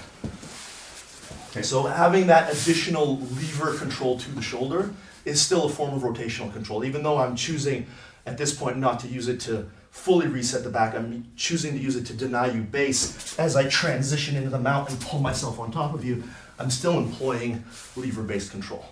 Can you just talk a little bit about how your feet move during Yes. this transition? So again, with back control, we've got chest to back connection and our seat belt, which creates rotational control of the shoulders, and then we've got our hooks in, which creates rotational control at the hips. As you start to pry my control off, if I'm able to get your sleeve, or I can also get your wrist if we're talking about no-gi, and then as you scrape your shoulders to the mat, I'm trying to immediately switch over top so that I can box your hips in. If I'm maintaining my hook now, you'll notice your hips feel really free. Mm-hmm. And if you start abducting your hips to the left, yeah, exactly, you're gonna be able to rotate inside. So as we transition to here, if I can bring my heel to your hip, now if you wanna try doing that same thing, No. yeah, there's no room for your hip to move. I'm in base on my left elbow, and this lever control, if at any point I feel like this isn't working, I can start pushing with it, because I'm controlling, again, the lever to your shoulder. So before I was using a pull. If, let's say, you start going to get on top, I start using a push. All right? That's particularly, and this is where you can see the difference, by the way, between direct control and proxy control. Proxy control tends to work really well in one direction, not as well in another direction. So right now I went to push and it was kind of awkward. But if I have direct control and I'm pulling and then you turn into me and I start to push, it becomes immediate, the effect. So I'm keeping my heel pinched and I start pushing and then go back into mount.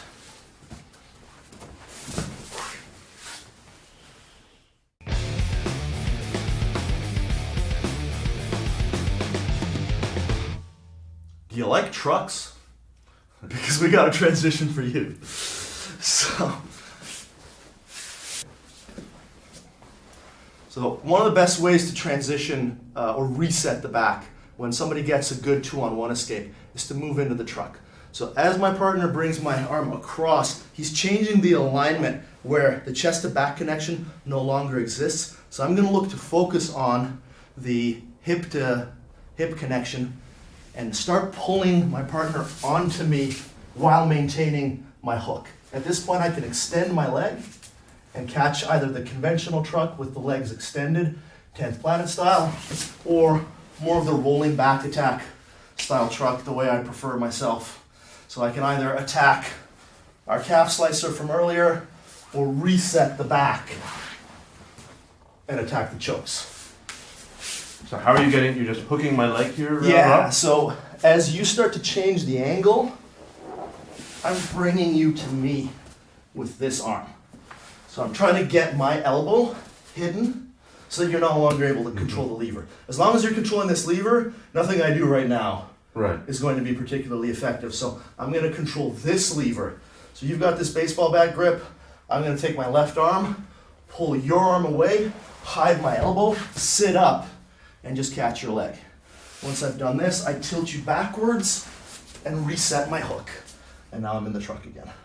Okay, and from here your options include? Options include the calf slicer from here or reset. You can go with the banana split, which, and I'll be honest, if someone's remotely flexible, this shouldn't work, but you can always try. And then going back to that multiple lever control where my right leg is controlling Stefan's right leg, my arms are controlling his left leg as I transition into the arm-based lever control, and then back to the back and attack the rear naked choke or the collar choke. So when you start to transition into your 2-on-1 control, you're misaligning your chest from my back.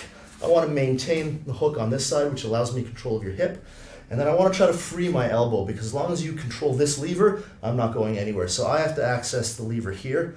I'm going to grip, pull, and free my arm. So now I've got your shoulder isolated. I've got this opposite corner control. If I wanted to, I could try to go to the mount here. I can also attack Kimura control, which we'll get to later. But what I'm going to choose to do this time is pull your leg towards me and sit up.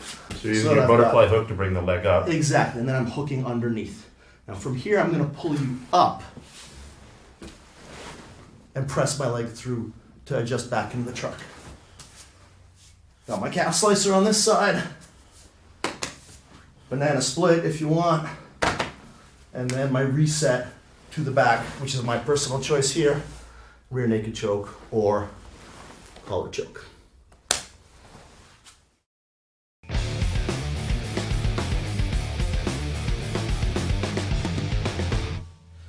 All right, this is, I believe, our final reset, and that is the twister hook. So again, when somebody utilizes the scraping their back to the floor kind of defense and misaligns their hips and their chest, we're going to use this to reset the strong side and pretty much directly attack a choke afterwards. So I find myself here, Stefan's driving. As soon as I feel this misalignment occur, I want to turn my hips and shoot my hook through so that I'm attaching the top of my foot onto his calf, creating this twister hook. My left foot is my base. It's what's going to enable me to generate force. And I can also add, which we'll go over at another angle, a motorcycle grip just to add a little bit of additional control.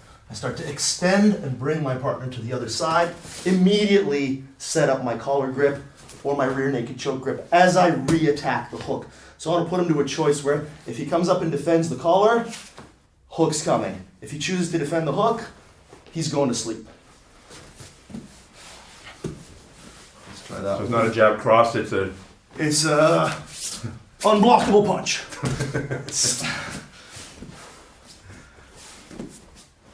Here, starting to drive across. I insert the twister hook. Make sure my toes are on the mat here for base. Extend, set to the side, and start attacking the collar all in one motion. Set the hook as well, and then.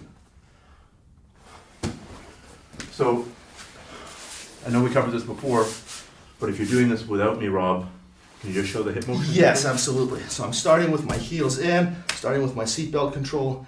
As you drive to the side, I turn my hip to insert this hook deeper, and my left hook comes out so that I'm able to step on the mat.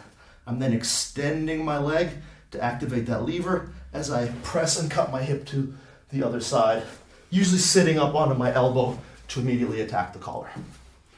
Because even though I'm heavier than you are, it didn't feel like you were exerting that much effort to get me over. You No. just lifted me with the extension of the leg and then scooted underneath me. and I That's was done. correct. And unlike in the past where we've gone through kind of the best move first, this last one that we just did, this is my favorite one. This is what I'm using the most right now to reset and maintain the back in training. It's been incredibly successful for me.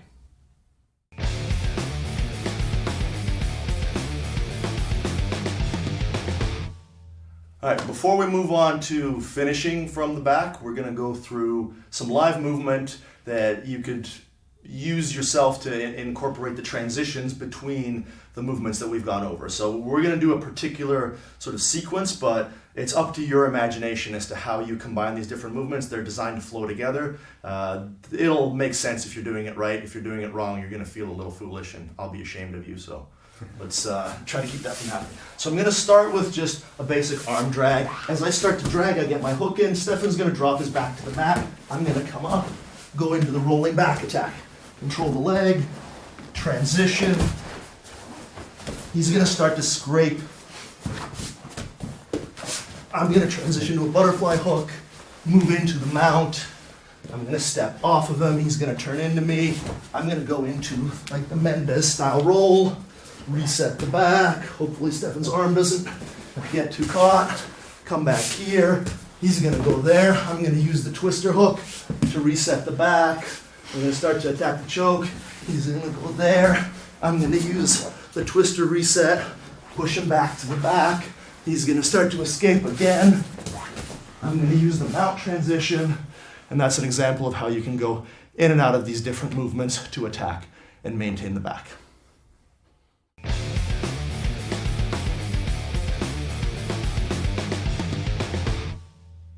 So you did all that work to get on someone's back.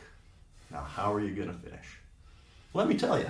The first thing we're going to go over is the idea of hand fighting, because obviously, if you're doing jiu-jitsu for any amount of time, you know how to do a rear naked choke, you know how to do a collar choke. That's not really the tricky part, although we are going to have some details that we're hoping to add to your knowledge that you may or may not have seen before that will make your finish rate a little bit higher, or you'll be more efficient with your movements.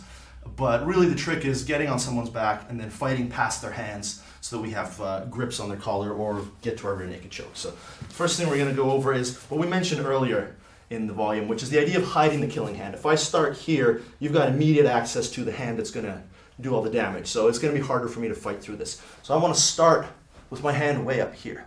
And then as you start reaching, I'm going to be able to immediately get to your collar. So one of two things is going to happen. Either you're going to get the wrong hand, grabbing up here, and I'll be able to get to your neck, or you'll still get the correct hand, but your arms will be in such an alignment that you're just going to bring me into the position to choke you. So by making you reach so far across your body, I'm actually doing myself a favor, and still I'm able to expose your collar. So that's just the first thing. That doesn't involve any hand fighting. It's just starting with the killing hand hidden. So if we can just turn slightly this way, I want to have my wrist or forearm resting on your trapezius muscle, and I want my elbow closed, which is going to pinch off your shoulder. I want my chin down, which is going to pinch off your other shoulder, and I want to cover my knuckles completely. I don't want my fingers sticking out where you can grab them and break them. So as you reach up, even if you grab the killing hand, you've exposed yourself so much that I can actually access either your collar or the rear naked choke. So that's part one. The next thing we want to do is go over what happens if you do manage to get your hands kind of inside and get a good grip, exactly, any of this sort of thing. Well, the first thing is, as long as this arm is in here, I'm going to have a really hard time. So rather than addressing this hand, I'm going to address this hand. So you can see right now Stefan's controlling my right wrist with his left hand, and he's still blocking his neck with his left hand. I'm going to ignore this, and I'm going to push this down. So I've crossed his hands over. Now I'm creating a frame with his top hand, and that's going to enable me to come to either, again, the rear naked choke or the collar. So just one more time quickly. He's gripping here. I ignore this hand. I push this hand down, and I attack. Another thing that's going to happen is people are going to come up and they're going to kind of hide their own collars. They're going to be here. Yeah, this sort of thing is extremely common, right? So in this case, he's blocking my killing hand from coming across. I'm going to rotate it in, push down, and get a grip on the top hand here. And I'm just going to slightly adjust it down so that I can come up and grab the top hand. From here, I can attack my double lapel choke, my bow and arrow, all that kind of stuff. So once again, he's hiding his hands. I can't access the right hand, so I'm going to access the left, pushing it down, and then I'm just going to slightly pull his arm out of the way. Again, keeping his arms crossed so that I can come up and grab his collar. Does it make a difference if my hands are crossed the other way? Yeah, if your hands are crossed the other way, then I would simply just want to get to here. I would really ignore this. Because I'm coming from the right side, unless you're able to interfere this way, I feel like this is actually a relatively easy attack for me. Generally speaking, people are gonna, because now you can block my hand while denying me access to your collar. Okay. And you sometimes see this, especially among judo guys? Yeah, absolutely. Again, hand is gonna come in, and at this point I'm gonna start tugging, and I can actually just pry apart. So does any of this change if you actually have the hooks in? I mean, we've been showing it here from kneeling. No, not really. So for here, like the primary attack is still going to be as you start to grip here. Exactly. I can come in. If you grab 2-on-1, then a lot of times I'll just try to break here, and now I'm just immediately able to. But usually you'll be hiding with this hand and protecting with this hand. So I'm going to ignore this, push this down, and come to either the rear naked choke or the collar. And here, Right. So I'm moving underneath, pushing this hand down, tugging, and then getting to the collar that way. the wrong way. The wrong way, I should just be able to just fight my way right through that. The judo way. Again, underneath, get a grip on the collar, scrape this one away, and adjust back into our attack. Same thing as when we were sitting up. I want to be hiding the killing hand. You can see even more so in this situation why it's important to hide the killing hand, because I'm resting on my elbow now. I have base. If I'm all the way through here and Stefan grabs my arm, my life is going to be really difficult. Like, there's not a lot of good hand fighting I can do now.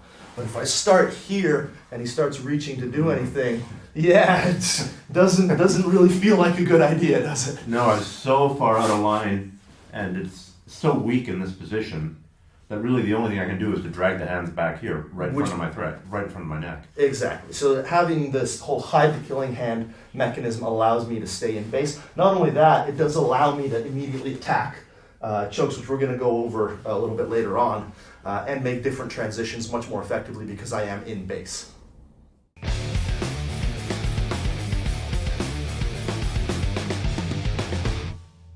I'm glad you wanted to talk about the rear naked choke, or the RNC, because it's the highest percentage of submission in MMA, and probably gi grappling, although you could argue that the heel hook is coming up to par. Recently, yeah. But a lot of people don't think of it as a tool to use when you're grappling with a gi. They think of it as a self-defense or an MMA-only technique, not so much a gi technique. Which is a shame, because anytime somebody dedicates all of their resources to defending one thing, you're going to have an avenue to attack something else. And so in the gi, because people tend to be so diligent about fighting off collars, you're actually able to sneak in the rear naked choke quite a bit. I know I've personally finished rear naked chokes in competitions at the black belt level. My students in particular have had a lot of success finishing the rear naked choke in the gi for a couple of reasons, which we're actually going to go over. And those reasons involve, most people tend to think that doing this is some kind of legitimate defense against a choke, and we're going to go over why that's not the case. Show us your tricks. All right. Rear naked choke, I want forearm on one side of the artery, bicep on the other side of the artery. We've talked in the past about choke mechanics. A good choke is a triangle shape where I occlude the arteries on either side and create a backstop. So if I'm across your windpipe, which again, I'm not going to say this is wrong, because it certainly does work, but this is not as efficient. And certainly if your chin were tucked in right now, I would not have an effective play on finishing you. So if I can get my arm across your neck, underneath your chin, or not, which we'll go over later, I want to align my forearm with this artery and my bicep with this artery, get a good grip on my bicep here, and I want to bring my hand across to my opposite shoulder. This is not correct, because if you reach up, you're going to pull my hand off exactly, and now I'm not going to choke you anymore. So when I get my grip, I want to bring my hand to my opposite collar, and you can actually grab your own gi here. The rear naked choke can be very, very effectively done in a gi because if you're too slippery and no gi, sometimes you can't quite make the grip happen. But if either your arms are a little bit short or you're not able to make a good grip, you can grab onto your gi here and here to create the anchor points, which is, I think, often neglected as an approach. So when I get here, let's say my arms are a little bit shorter, I can just grab the material here and here. And now what I want to try to do is expand my chest with a deep breath. I'm going to focus on closing my elbows together, and that should set the choke. Now, if my partner decides to be the sort of obnoxious person that uses their jaw to defend a choke, I don't really care. We've got a match on video of one of my students who's applying rear naked choke on somebody in a tournament, and the guy's coach is yelling, you're fine, he's got nothing. And the guy taps about 2 seconds later because his jaw is about to explode and drive back into his neck. This is not defense for a rear naked choke. There's still a choking mechanism on the side of the neck, plus the added bonus when you were doing it to me, Yeah. of sort of taking my jaw and choking the windpipe in the front. Yeah, by pushing my jaw. the choking mechanism still exists from the side, but as your jaw comes in, it's also choking you, which is a really important thing to mention because we have this culture in Brazilian Jiu-Jitsu of, oh, well, that's a face crank, that didn't count. You know, I don't know what to tell you, buddy. I'm still choking you. You still tapped. The idea of defending with your face, I just don't think is a very sound way of training. And I'm certainly not going to break your jaw in class if we're just rolling. But if I get a good enough position in a match, I'll happily break your jaw if you don't want to tap. Mm-hmm. Now, how do the legs play into applying force with a rear naked choke? Right, exactly. So let's set our hooks first. And then once I've got my rear naked choke into place, what I'm going to try to do is kind of hang you a little bit. I'm going to extend my legs away as I compress my elbows. Right? So just by creating that additional bit of pressure on your hips to stretch your torso, I end up adding more weight, as it were, to the choke. Now, let's say, for example, that I'm fighting for a collar choke, and you're doing a really good job of just, defending your collars, exactly this kind of thing, pulling my arms away, I keep going for the collars, and then, of course, there is going to be a moment where I can attack the rear naked choke. So as long as I can get you busy thinking about the collars, my rear naked choke is going to be actually a lot more threatening in that case. Whereas if all I'm doing is trying to get the rear naked choke and you just grab my arm, then there is no more threat of the rear naked choke. So it's something to keep in mind that whenever somebody overcommits to, especially guys who just grab their collars and don't really want to play from here, I will get my hand underneath your jaw, especially if we use this kind of, like if you've watched Marcelo Garcia roll and he kind of just like punches his knuckle underneath your neck, I'm going to get you. And if you don't care about going on the jaw, This doesn't, exactly, you can go right over top and still finish from there. so the rear naked choke, not just for MMA anymore. Exactly. Funny guys in pajamas do it too.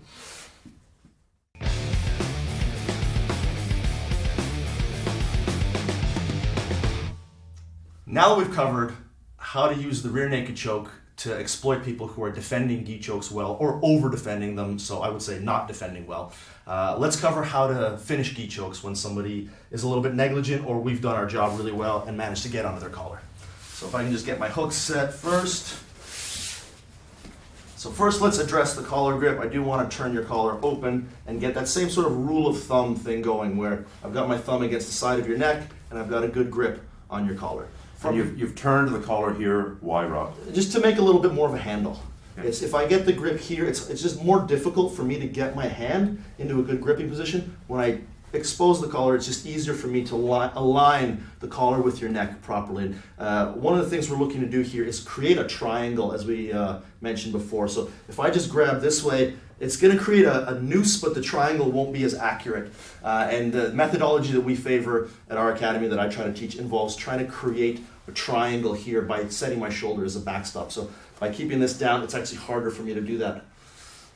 So I want to expose the collar, get a good grip here, and we'll start with the bow and arrow choke. So I'm going to come down, I'm going to get a grip on the pants.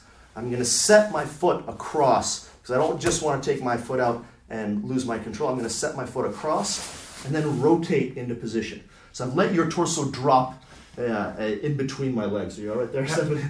And you've noticed I've rotated my shoulder in behind your neck. So I've got that triangle now where your gi is part of the triangle, my forearm is the other part of the triangle. I'm holding on to your gi here. I can be holding on underneath if I'm strong enough, but usually it's going to be a grip on the pant leg. Now from here, I want to just close my elbow, and that sets the choke on. I know you see people do this version, and I'm not going to say it's wrong, but if I do this version and my arm pops out, now I've lost the position. I have to try to go to an arm bar, which you're going to know about, so we might end up losing the position.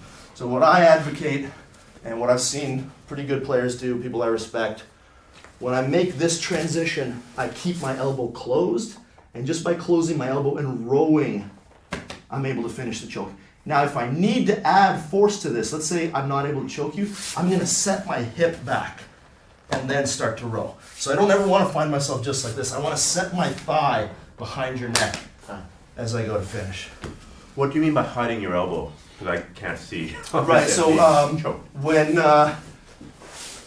normally when somebody does, let's just get to the finish. Normally when a lot of the times I said, people do not hide their elbow. They just extend their arm like this. So by hiding my elbow, I'm closing it. I don't know if you can feel the difference there. Sure. So right now there's a little bit, I'm twisting you, And but yeah. my elbow is exposed. Right. Whereas if I get a good grip here, and then I close and I hide my elbow, then there shouldn't, if you reach up and try to grab my elbow, No. there's nothing there. And if I need to adjust my hip behind your neck, my elbow is still hidden, as opposed to being exposed out here. So all we're trying to do with this process is, when we get here, we're trying to just not give our partner access to this lever. So if my arm is too straight, there is a possibility. It's not high. Obviously, this is one of the most high percentage finishes in jiu-jitsu. Whether we do it like this or we do it like this, you're still going to finish very, very reliably. We're just trying to always stack the odds as much in our favor. You know, let's say that this version is 90% and this version is 98%. An 8% increase is a pretty huge difference in reliability. So I know that a lot of people who have done the bow and arrow before, I know certainly I used to do it like this before, and I've taught a couple of seminars where people have basically come to me and said, hey, look, man, so-and-so world champion does it like this. You know, so-and-so guy does it like this. You know, a lot of world champions used to do rear naked choke like this. Evolution is part of the game, and one of the reasons we love jiu-jitsu. So I think this is a more evolved and more technically sound version of the bow and arrow. But wait, there's more. We're going to cover the double lapel choke as well. So when I do manage to get to the point where I've achieved this grip, but as I try to make my transitions to the bow and arrow, yeah, my opponent's just kind of staying there, maybe hand fighting with me, not letting me get this grip. So I'm going to transition to the opposite side lapel here. Now, when I get this grip, again, you've seen people finish like this. I'm not going to call it wrong. You've seen people do this. It absolutely works. But if we can just get you to sit up a little more, there we go. Now, what I want to try to do is use that same triangle principle to create a little bit more efficiency. So if I've got this grip and I want to pursue the double lapel choke, when I get my grip on the far lapel, I'm going to take a bit of the slack out, and I'm going to place my shoulder behind your neck and just start to squeeze. So by doing this, I'm eliminating this detachment where, again, sometimes my grips will burn out, sometimes you'll be able to pull yourself out of the position. So I want to maintain that chest to back connection. I've got my good grip here, kind of rule of thumb against the side of the neck. I've got my grip here, and I'm just going to slide like a zipper down and then place your neck in the crook of my bicep or shoulder, and I'm just going to close my elbows. This also involves a lot less pulling. So if you've got bunk grips like I do, finishing like this is problematic. Finishing with a row is a lot more suitable to maintaining the longevity of your fingers.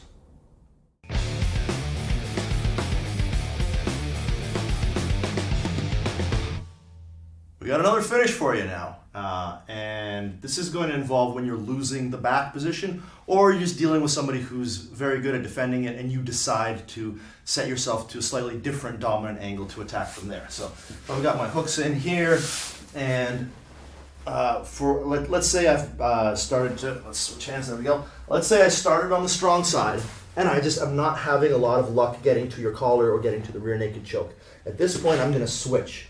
So I'm taking my hook out and I'm bringing my, in this case, right arm, so the opposite of the killing hand. I'm going to bring the underhooking hand, the one that's in your armpit, underneath, and I'm just going to latch onto your collar for a split second. I'm going to take my butterfly hook and remove myself from a sort of mounted, rear-mounted position. Just make sure that I keep my grip on your collar and I keep my shoulder in your armpit kind of resting on top of the back of your triceps. Because now try to turn your arm back in and escape it. It should be stuck there. And if you choose to pursue that kind of escape, I should be able to transition to an arm triangle, which we'll do next. But assuming you stay on your back, turned away from me, exactly. I'm now going to grip my sleeve. I recommend only using a couple fingers here. I used to do this with 4 fingers in. I just found that it really squeezed my knuckles in an unpleasant way. So 2 fingers is usually plenty. And I'm going to set my elbow behind your neck, so it's aligned underneath almost your ear. This is called a reverse Ezekiel. You'll see this commonly done this way. Since I learned this method through studying Ryan Hall's methodology, I've grown to prefer this immensely. So I want to set my elbow back, place my forearm against the back of the neck, and I'm going to slide my shoulder up on top of your shoulder. Now I'm going to close my elbow. As I do, that should be enough to set the choke. I can add pressure by sitting to my hip and driving across, using my foot to kind of box your hip in so that I've got base to pull and close my elbow. So I'm pulling my elbow and also driving my shoulder up. What was that adjustment that made it like twice as tight there with the little shift? The little shift was, so I was here and I can kind of squeeze and it's okay. But once I go on my side, now this allows me to shift, especially when I bring my knee up to here. So I'm using my leg to push my shoulder up as I close my elbow. So it's driving me up this way. Exactly. I'm using the same mechanic we've talked about in earlier volumes, which is internally rotating your shoulder to create pressure on the artery on one side, while my forearm creates pressure on the artery on this side. I believe we've done something similar to this in the past, where I just demonstrated the method by closing my elbow here and using it with one hand to rotate your shoulder. This is the fully applied version. Elbow behind, I squeeze, maybe it works, maybe it doesn't. If it doesn't, I come up and I place my knee on you. This allows me to generate base both from my bottom foot on the ground and my leg being on your body as I squeeze. Sorry about that. My lips are going down. It's a very effective technique. Yes. And by using this triangle mechanism, we're avoiding the possibility of, by using sort of the classical version, we're avoiding the possibility of you turning into me, which is definitely a concern with people with little scrawny chicken necks.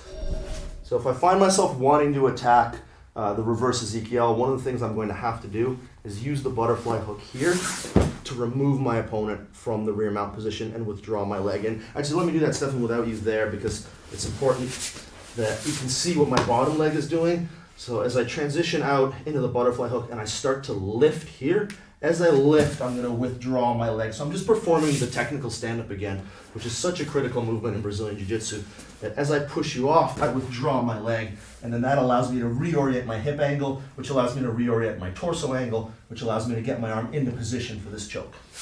Because otherwise I would be trapping your leg. You'd be trapping my leg, you'd be sitting on it, and I wouldn't be able to reorient my hip. You'd be using the lever to my hip, in this case, as a defensive movement to prevent me from changing the angle that I need to attack. No, stay on my back. That's exactly right. But the fact of the matter is there are people who do that. I've got a couple of students at my academy that I've given no end of berating to for trying to keep somebody on their back rather than actually actively try to escape just because they don't want to tap.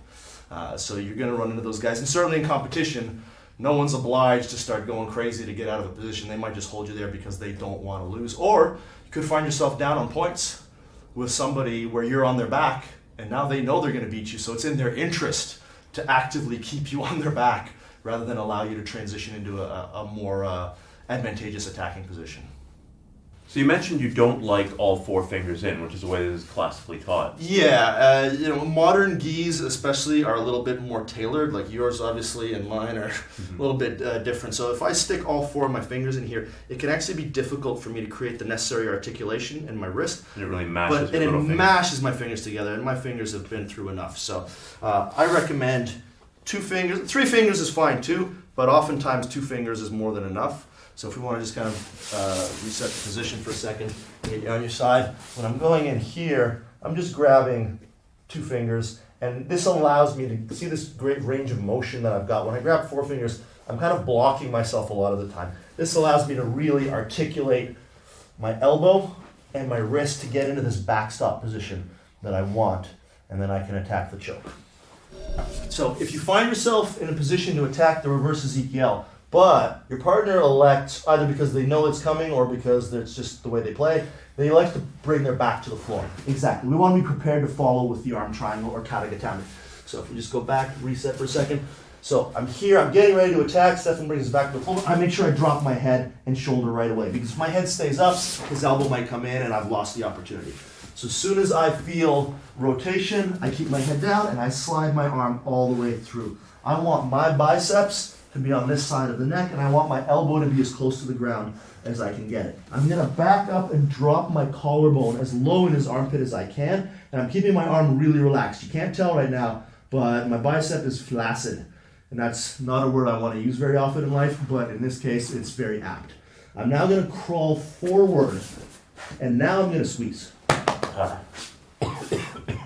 So by keeping my arm relaxed, and this is something that, again, we referred to in the past in the choke mechanics part of the first volume, if I keep my arm tense, it's harder for me to move it into places.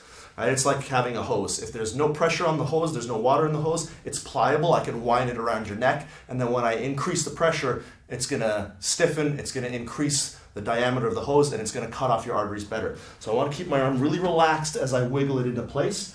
As I crawl forward, I remove the space between my arm and your neck, and then I flex. And you can hopefully zoom in on that, and you can see right now my arm is relaxed, and as I flex, then I'm tightening off the arteries.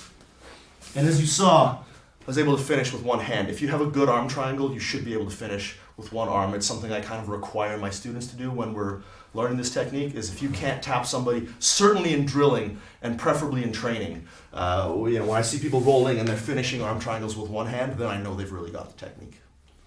It felt like it really, really, really came on when you drove up towards the head. Yes, so this is again that principle of internal rotation of the shoulder, which creates the arm triangle. I can try to push your arm across like this, but you can still see this bit of opening in my neck. As my shoulder rotates up, it pinches off that artery. So me crawling up with my collarbone, driving your shoulder into your neck, and then flexing is sort of the most efficient way to do this. One more time, please. Sure. So I've managed to get all the way to here. My collarbone is low, and I want to be as low as possible as well. I want to crawl my hand towards me and then start to move up. And I switch my hips every time I go. It's like an army guy crawling underneath barbed wire. And then I start to flex. And the onset is pretty immediate. Okay, so I get my arm underneath. I want to crawl my fingers this way. I want to settle down. I want to get my collarbone underneath your armpit. Now I'm trying to drive my elbow to the mat. It won't always touch the mat, but the act of driving it will create the alignment. If I need to, I can also kind of rock back and forth to tighten my arm up. Now I'm going to start to army crawl. This hip is going to switch, and then I'm going to start to squeeze.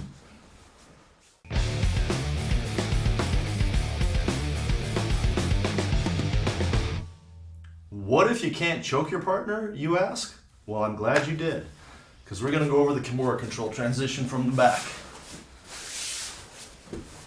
Again, I find myself with a good seatbelt. My partner either gets both hands into this kind of alignment, or I just choose to transition to the Kimura because I'm better at it. Maybe my fingers are burnt out from gripping the gi. In any case, I end up, so let's just go back for a second where you're starting to defend. As soon as somebody grabs your wrist here, you want to rotate your hand inside and over top to get your grip, and then do the same thing here. So I've got the same kind of figure 4 grip as before. I'm starting to extend my hand to create internal rotation. And now I'm going to transition my foot across the same way I did with the bow and arrow choke.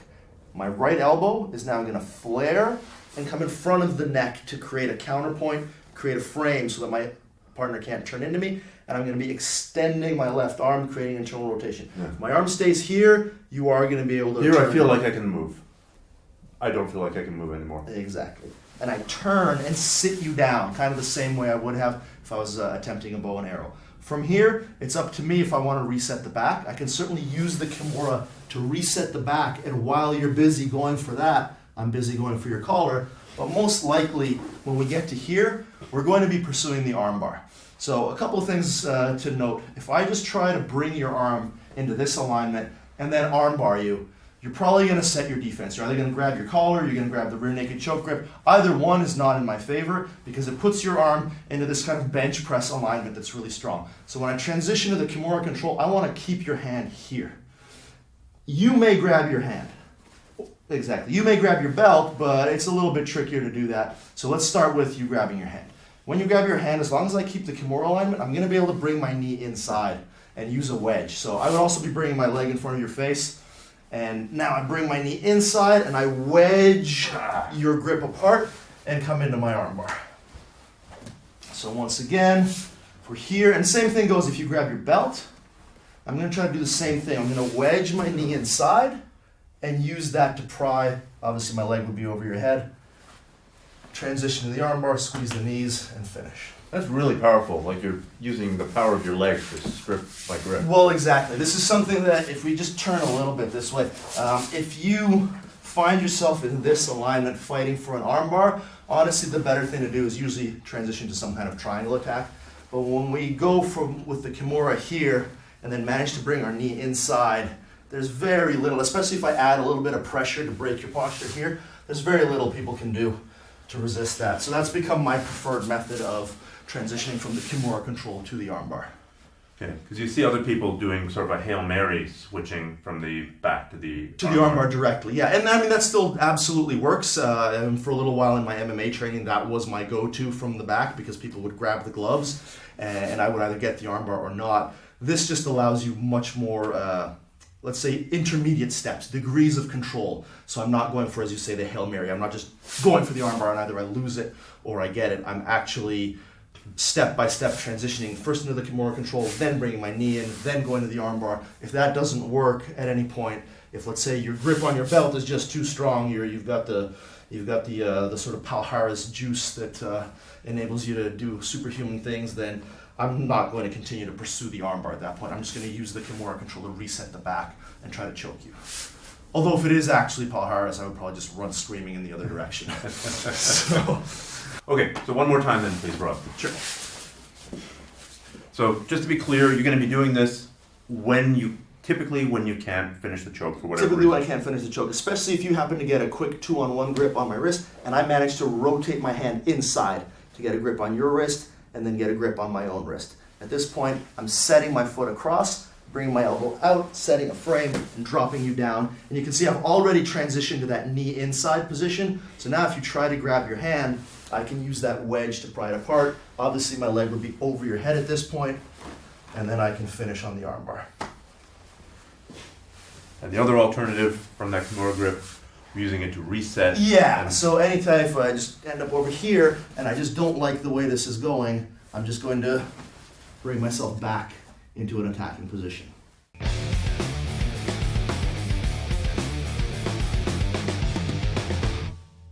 So Rob, we've covered a lot of material today. We've covered the ways to control the back, to get into the back, to get out of the back, to get back into the back when a person's trying to escape. And now we've covered the submissions, the heavy hitters, Yes. the big high percentage finishes. I mean, there are a few others, but these are by far the ones you see most often. Yes.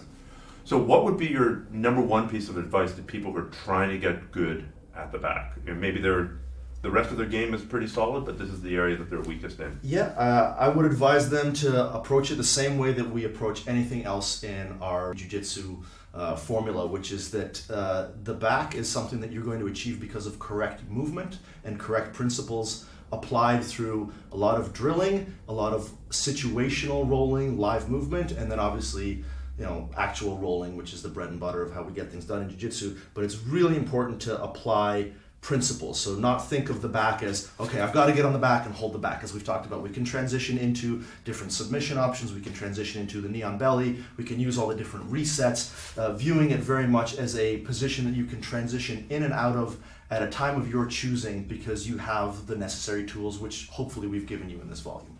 And what would you say maybe it's just the exact opposite of what you said, but the biggest danger areas are when you start trying to work on the back? Is it getting focused on individual techniques? Well, yes, exactly. It's very easy to get tunnel vision with okay, I want to do A, I want to just do A, I want to just do A. And if you've got good training partners, they're going to recognize what you're doing and they're going to be able to start to shut it down relatively easily. So I think that the crux of getting good at Brazilian Jiu-Jitsu is, one, selecting techniques and approaches that are viable at the highest level. We've talked about this in earlier volumes. If you're training to beat chumps, you're not going to progress nearly as well as if you're training to beat black belts.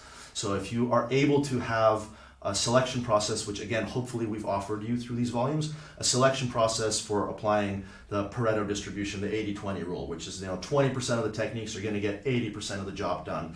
And the other techniques, not that you don't want to learn them, but you definitely want to focus on the things that work at the highest levels, because anything that works at the highest levels is going to work at the lowest levels. And that's something that I'm, to give Ryan Hall another shout out, I'm very grateful to him for exposing me to that line of thinking, because it's improved my jiu-jitsu immensely. And I think anybody that takes that approach of don't focus on, let's say you get on the back and you're having a hard time finishing, so you go out and you learn some obscure wrist lock that you hope your training partners haven't seen and try finishing them from the back that way. Or you decide, you know what, I'm just going to try to get really good at the twister. Just try actually getting good at finishing from the back and creating good transitions in and out of it, and that sort of thing tends to take care of itself. In my experience anyway, as a guy who did not have much success at finishing from the back against anybody good, and it has become pretty much the strength of my game. It's what most of my students are very good at. It's what we win with in competition more than any other thing. And that was a turnaround that happened over the course of literally a year or two of just focusing on these types of movements. So final thing, if people want to get in touch with you, if people want to train with you, bring you down for a seminar, send you garments in the mail, soiled or otherwise, how do they get in touch with you? Well, our website is islandtopteam.com. Our academy is in Nanaimo on Vancouver Island. I can be reached through that website. You can email me directly at islandtopteam@gmail.com. And should I leave my phone number at the end of this? Because after that garment comment, I don't know who's going to be calling me. They can go to the website. They can go to the website, find the phone number on there. Please do get in touch with me, because I love to travel and train, and I love to have visitors. We have a visiting student program at our academy. Our students are used to hosting people. We've had people come from all across North America. We've had visitors from Toronto, Seattle. We've actually had a few visitors come from Brazil, New Zealand. So we really love visitors at our academy. As I've mentioned in the past, I've been very fortunate to have a lot of generosity from others contribute to my jiu-jitsu, so I try to turn that generosity around and give it to anybody who wants to seek out our jiu-jitsu methodology. So I'm happy to travel for seminars, and I'm equally happy to have people come and visit us for training. Well, thank you so much for sharing these ideas and concepts and principles, and also the techniques with us today. My pleasure. Thank you, Stefan.